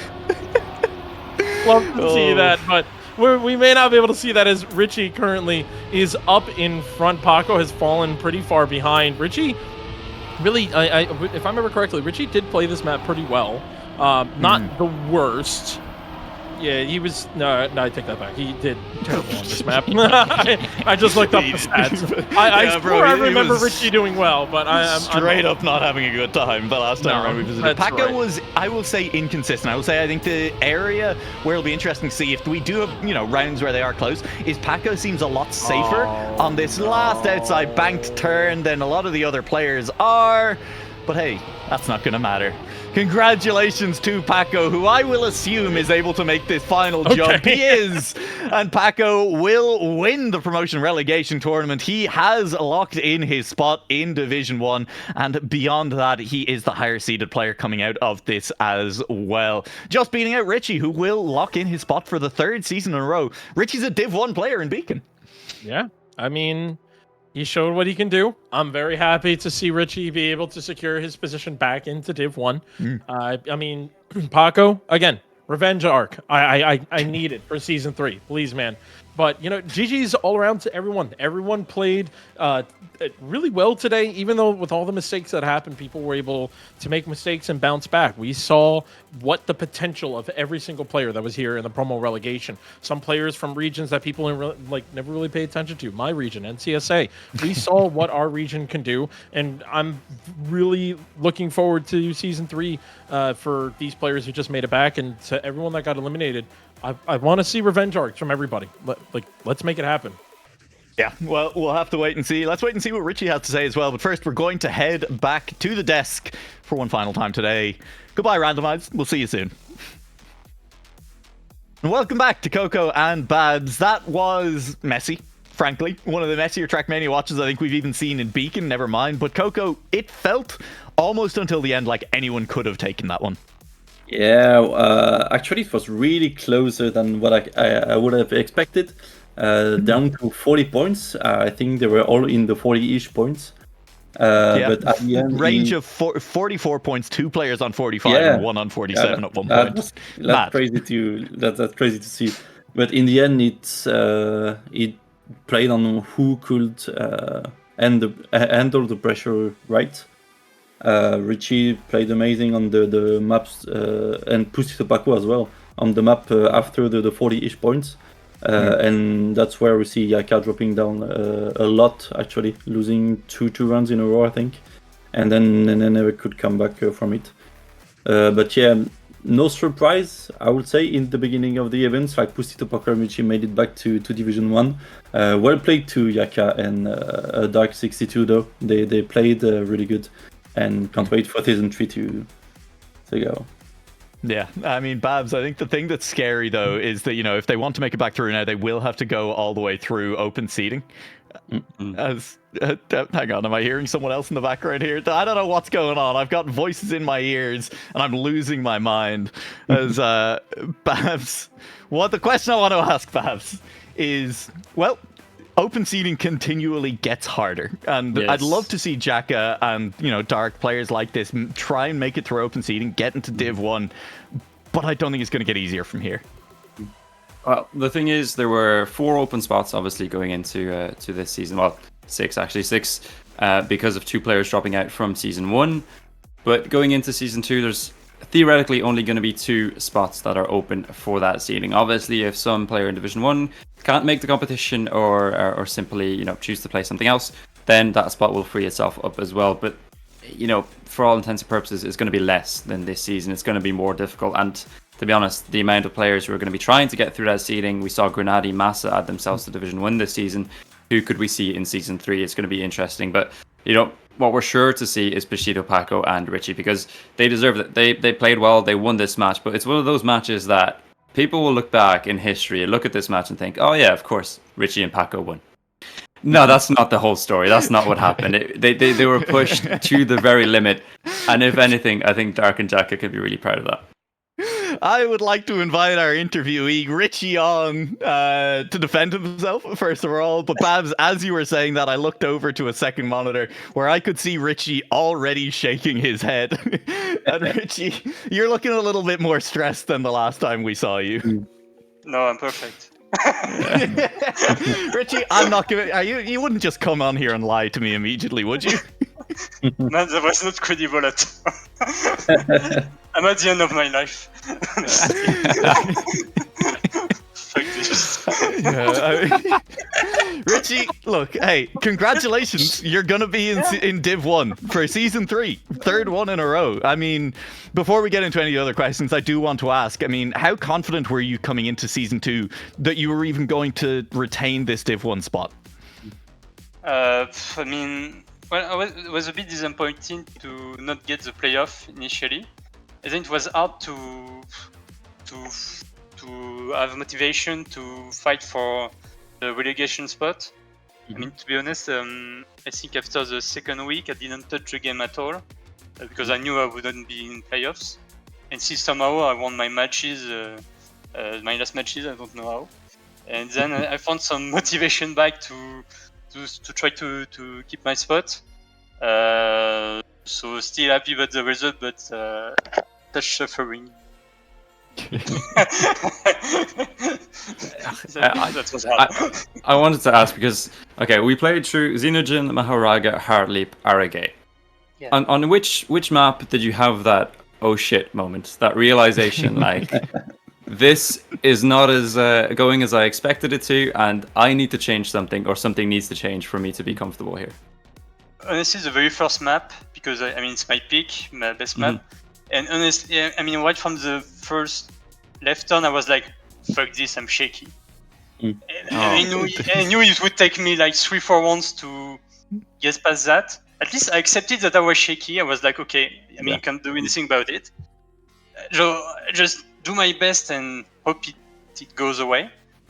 At the end of the map, it went a bit better. I think I had a close round, second place, first place, I don't remember. And then, it was getting a bit better, and then there was the yellow map. And I realized that I don't remember how to do the first turn. which is an instant killer. I mean, if you don't have the great angle, you're like a stupid crashes and you respawn, it's over. I think I crashed the 2 first one, and then I crashed a bit late on the map, and I didn't know to finish the map with the double respawn. And I saw Paco was the same, which was quite fun. I mean, I didn't really laugh at this point, but I was like, what this is? What is this? In hindsight, very funny. In the moment, awful. Yeah.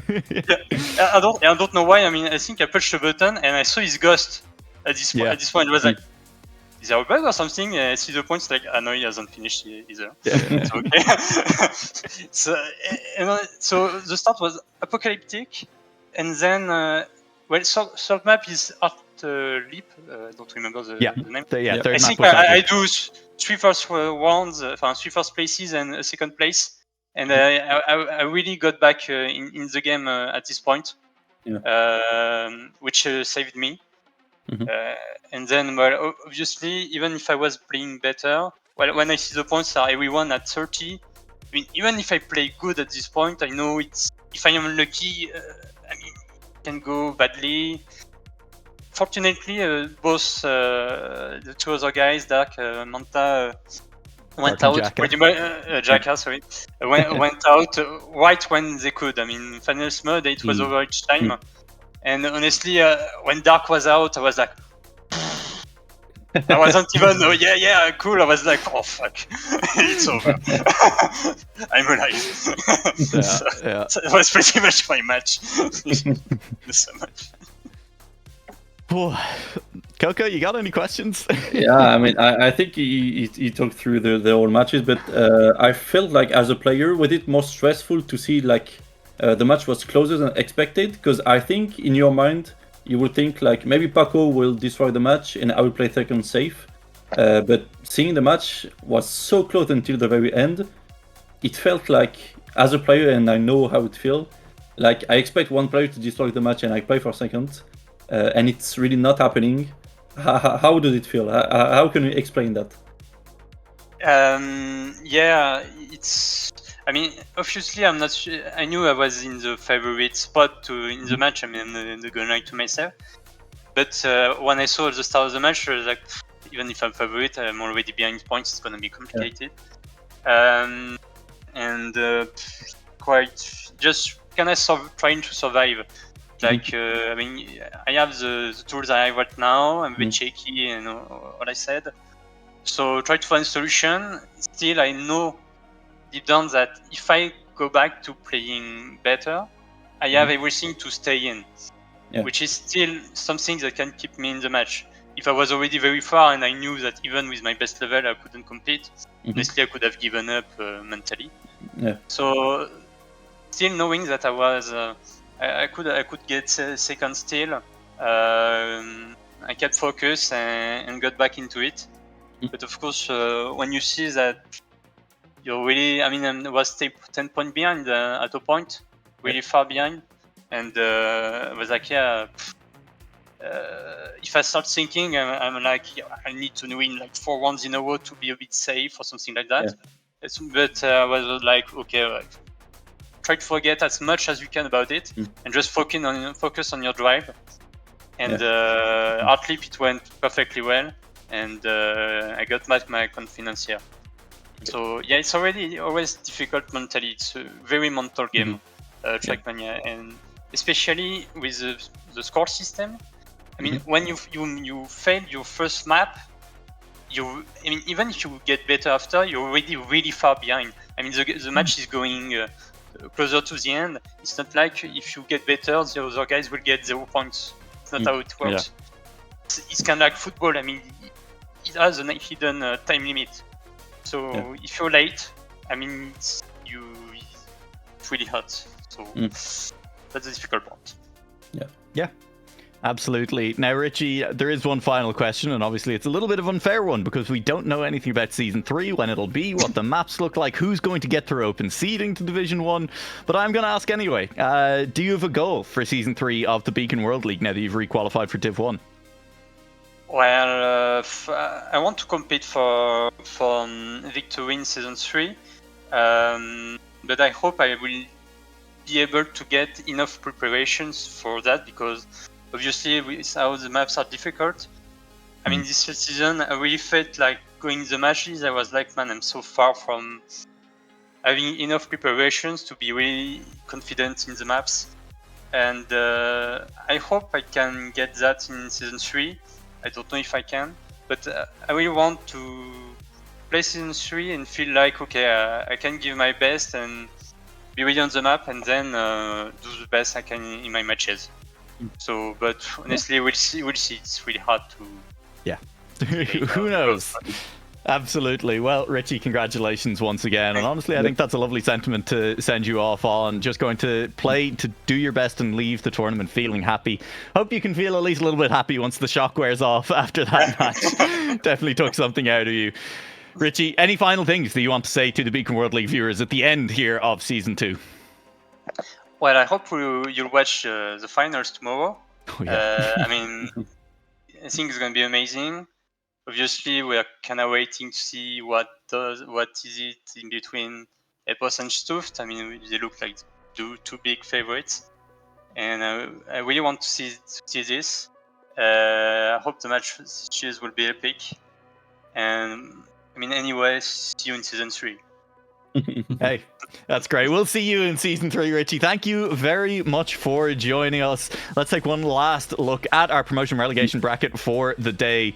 Then we're going to go to a quick break. We'll be back to talk a little bit about tomorrow and a little bit about how things went down today. But there it is. Bushdito, Paco, and Richie both advancing all the way back up into Division 1. A little bit unlucky for Dark and Jacka in the end not to be able to snipe one of those Div 1 spots away. They will return with everyone else, hopefully, for Season 3. But if they do so, they will have to go through the open seeding one more time. As I said, we're going to go to a very short break. We're going to be back with Boney to break down exactly what happened today and what is going to happen tomorrow. Don't go anywhere as we get ready for the playoffs of Beacon World League.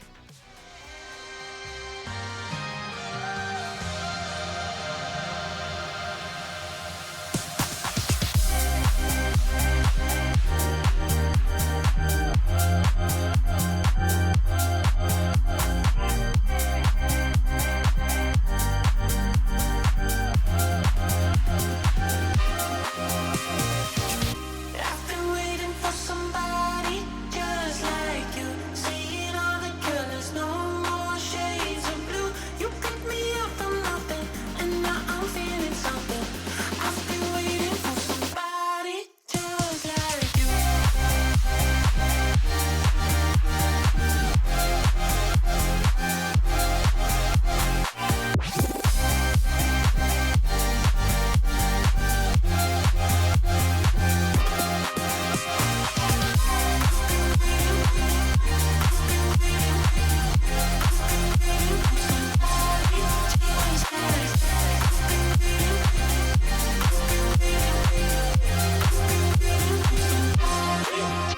Haven't got ready in a while. That's why you missing smiles. Haven't had somebody take you out and show you worth your while. Friday night you staying in. Where's the fun and missing friends? Worked all day and cry all night. I think you need somewhere to send. Shy in public but a threat. All these girls will stare and check at you.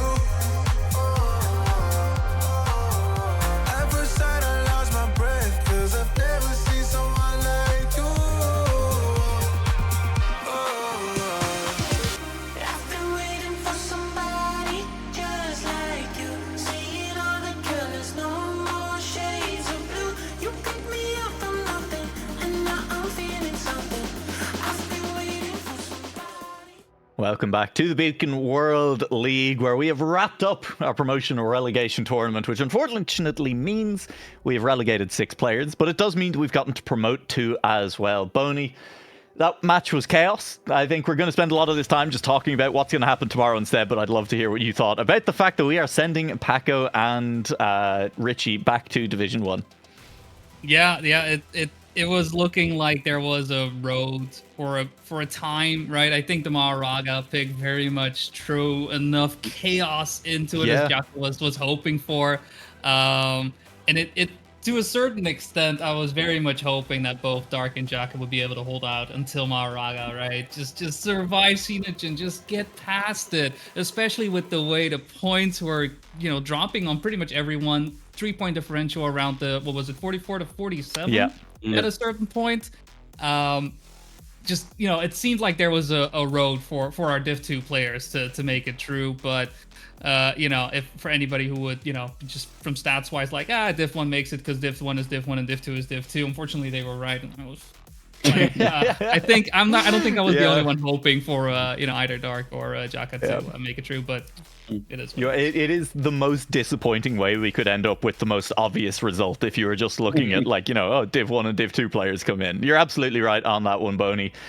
But that's it. I'm done talking about the promotion relegation tournament. It's dead to me. Tomorrow is all about the playoffs, and I can't wait. I got to open my presents the night before. Let's start talking about it a little bit. We have a playoffs bracket that we can pull up, a little bit different from today's bracket. We have 8 players entering, the top 8 players in Division 1, but the first 4 players from League Play will enter the winners bracket final because we are playing double elimination. It is Wizzy, Massa, Tween, and Ender who start in the lower bracket semi-final. They will have to fight their way all the way through there if they want.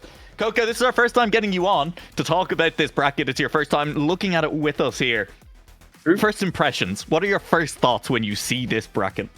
Well, when I see this, I'm really not surprised about any results. And I've actually heard about Carl Jr.'s picks.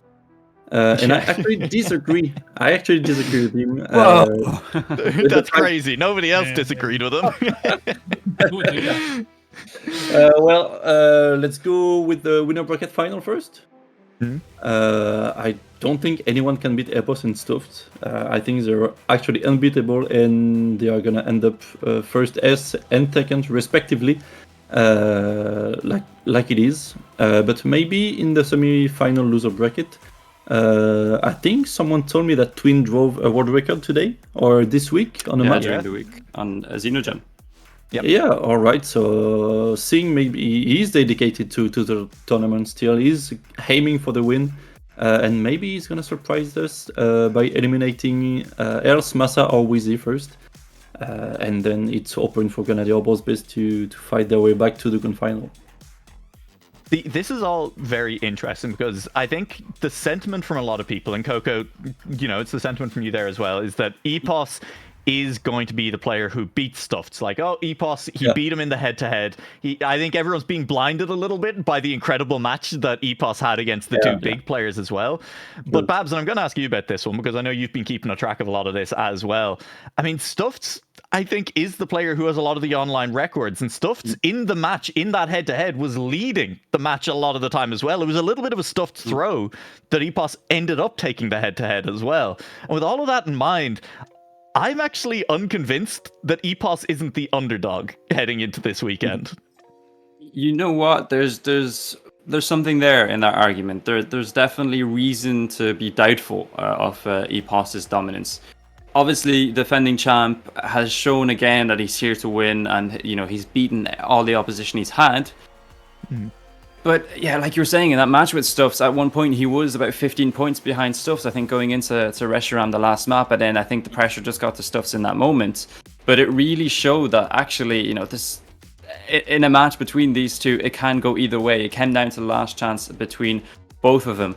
And actually, I wanted to take something from what Coco just said, is that there's other factors in this. Like we've seen in these matches today in promo relegation, whatever 2 other players may be in that match, considering it could be Stuffed and Epos in the grand final, they are going to have an impact on the outcome of that match. And one person in particular I've got my eye on is Tween. Like Coco said, he set that world record on Xenogen during the week, but also having spoken to him when interviewing him, he's building up his practice. He understood very quickly that this season is long, and he's not probably going to have the motivation to be practicing fully from week 1 right to the end. So you know what, week 1 he practiced a little bit, week 2 he practiced a bit more, week 3 he was almost fully prepared, and going into playoffs he is going to be going for the win, I imagine. I've just spotted something in Twitch chat, which I'm sorry I do have to bring up, which was just Epos saying it's a shame he won't be able to play Xenogen, which I think implies that a few players might be banning it away from him if Tween does not have. But you know what that first place means. in the match. It does mean Maharaga, and I mean, if anything else is going to throw a bit of a spanner into the works in those matches, that would do it very quickly. I'm expecting, Boney, I think, to see a higher presence of Maharaga in the playoffs for Div 1 than we've kind of seen throughout the rest of the tournament. Yeah, I'm inclined to agree. I mean, some of the players that we have seen explicitly go into Maharaga, I think Wizzy is a good example of that, will make it that where we've only seen it right here at the end with Jaka explicitly going into it. It's very much been that type of map to throw into, throw a bit of a curveball to our opponents. And yeah, especially with, it was already somewhat shining his light on what is to come tomorrow. And knowing Wizzy's tendency to go for Maharaga, I think we're gonna get a lot of yellow in our future. I would say. I think our favorite color, our future color, is yellow. Right? I'm sure there's some like horoscope or whatnot that you can find that somewhere. That's way beyond my pay grade, I'm going to say. Obviously, we've talked a lot about the upper bracket final. We've mentioned a bit about the lower bracket final as well there. I do think that the lower bracket final is going to be explosive tomorrow. I mean, obviously, Tween is looking incredibly practiced. I don't think Wizzy doesn't want it. I think Wizzy is hungry, is what I'm saying as well. He definitely has been performing this season, and I think we'll come into these playoffs looking prepared. Massa, I think, is an interesting one, Coco, because he did say, we did an interview with him earlier in the season, he said, at the time, I would love to win Beacon World League Season 2, right? And then I think he ran headfirst into Epos and stuff and went, maybe not. But I could still see him having now made playoffs and saying, actually, I'm not okay with just a top 8 finish. I would like to go a little bit further than that, thanks. Actually, seeing Massa playing these matches is really good content because he's like playing and focusing on throwing good cutting at my face. But I feel like Massa, while he's playing, while streaming, is less focused than like being on the LAN focused and only on his plays. So maybe I mean, all 4 players can win it. We can't predict a good result 100%. But Massa is the type of guy, like, as well as Twin, who is always aiming for the win. And I mean, at this point, who is not? I mean, they're all freaking playing for the win. So I can't bet. It's impossible to bet. It's going to be entirely close. And with that in mind, Babs, a name that has been conspicuous to me in its absence in a lot of the discussions we've had with, I think, pretty much anyone about the postseason is Bozbez. He's 4th in league play. He's 2nd place last season. I mean, he's an excellent player. And like, maybe, sure, he's not on the level that Epos and Stuffs are playing to at the moment. But, nobody is. They're Div 0 above Div 1 and the rest of it. But people don't seem as excited, I think, about the Bozbez Grenadi matchup or the Bozbez against any of the players coming through a lower bracket matchup as I'd almost expect them to be. Yeah, I think this is the sort of thing, like, all of these players are names we know. We know all of these players by now, even though some of them are from a more recent generation. We're well accustomed to not only the players that they are in the server, but outside of it as well. I think Bozbez is one of those that, not like Tween and Massa, like Coco said, they are always going for the win. Bozbez is kind of an all or nothing sort of approach. He will practice, he'll be prepared for these matches, but I just don't feel like that there's that same hunger there really for that win. And if I'm being honest, I believe that he believes he can challenge that top 2. That being said, I'll bring it back to my point I made earlier. He can be an element in one of these matches. He can have some importance and sway what way it goes. These important rounds, and even if it comes to a funny yellow map, and he is, somehow dominant on that, then that can really change the course of a match and the course of where these players are going to end up at the end of it. Yeah, it's the way you said that, I think, clarified things in my head, is that he has not projected the same hunger to do well as some of the other players in this top 8 this season. And I think what has made him such a strange figure in my head this season specifically is the fact he's still 4th after league play. I cannot stress this enough. He is starting in the upper bracket, and Wizzy was like 1 point off. It was real close, Pony. But with that in mind, like, Bozbez is enigmatic heading into these playoffs. It's going to be super interesting to see what kind of role he plays in how things eventually shake out. And that brings us nearly to the end of the broadcast, but I do then want to go around one final time. And I know, look, we're all going to say EPOS and Stuffs are really good and they're going to win the tournament or whatever. And Coco, I know you said you can't call that lower bracket final, but I do want to ask you. Well, okay, I'm going to make you go a little bit even further than that. I'm going to ask you who are the two players joining EPOS and Stuffs in the grand final, because, look, I do think that's a lock. Okay. Who's joining? Damn. Yeah. Even if you go the Carl Jr. route and one of EPOS and Stuffs drops to the lower bracket and then makes it back through the lower bracket line, I don't think it's going to happen either. I'm just saying I think EPOS and Stuffs are both going to be in the final one way or another. Yeah. Well, I would put Grenady again in the grand final. He's a top player. He's not gonna be happy without being able to win it all. So I would put Grenady with EPOS and Stuffed. And for the last spot, I will put Wizzy. I'll put Wizzy for the last spot. Okay. Interesting. Boney, how are you feeling about it?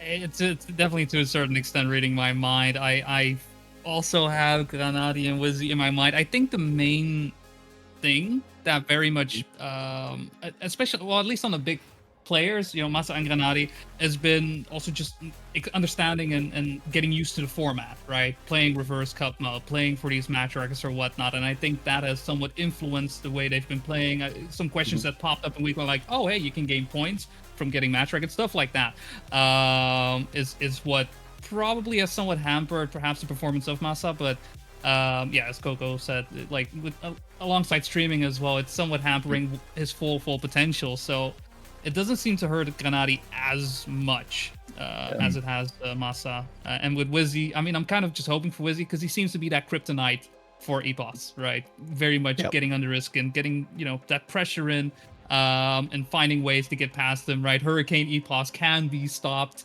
at times if Wizzy is there, but who knows? Yeah, well, we'll wait and see. EPOS vehemently disagreed with that in Twitch chat. I would love you to know, Boney. Babs, who are you feeling about the grand final? I'm gonna go with EPOS and Stuffs as well. Even though I'm expecting them to not be as convincing as they might have been previously. Like we've seen today, some of these matches we expect them to go a certain way, but once you get to this sort of bracket all or nothing playoff way of playing, these matches can really throw some surprises our way. I don't think anybody's expected our last match today to be that close. I am still going to put EPOS and Stuffs in that final match. Grenady to join them just because he's been so consistent all season. Obviously not on the same pace as those other two, but he just seems to have that way of staying composed and knowing what he has to do and then delivering it on track. So I expect him in that as well. And then my fourth pick is Tween, who I mentioned earlier. And actually Tween is somebody I think can actually have an impact in this match in terms of putting pressure on the top two. And that pressure is going to decide, in my opinion, which one is first, which one is second, or maybe even third. Yeah. Listen, I'm going to give a prediction myself as well, just because I think I have been sleeping on him all season. I think Bosbez could sneak his way back to a grand final. True. I think there's a chance that he's going to sneak his way back in there. But hey, I'm the host, and so I don't have to pick a fourth player. I'm just going to say that one's too hard to decide and say thank you very much, everyone who has joined us this afternoon. It has been an absolute pleasure to be able to bring you the Promotion-Relegation tournament, especially being joined by Coco for this one. Coco, always a pleasure to have you on. Is there anything final that you'd like to say before we let you go and enjoy your evening? It's my second time being here. You guys always invite me for the exciting match. It's always a pleasure to come here, and I hope I will be called for season 3 if I'm not playing. Yeah, that's it. I mean, we talked about how the quality of players looking through open seeding could be very high.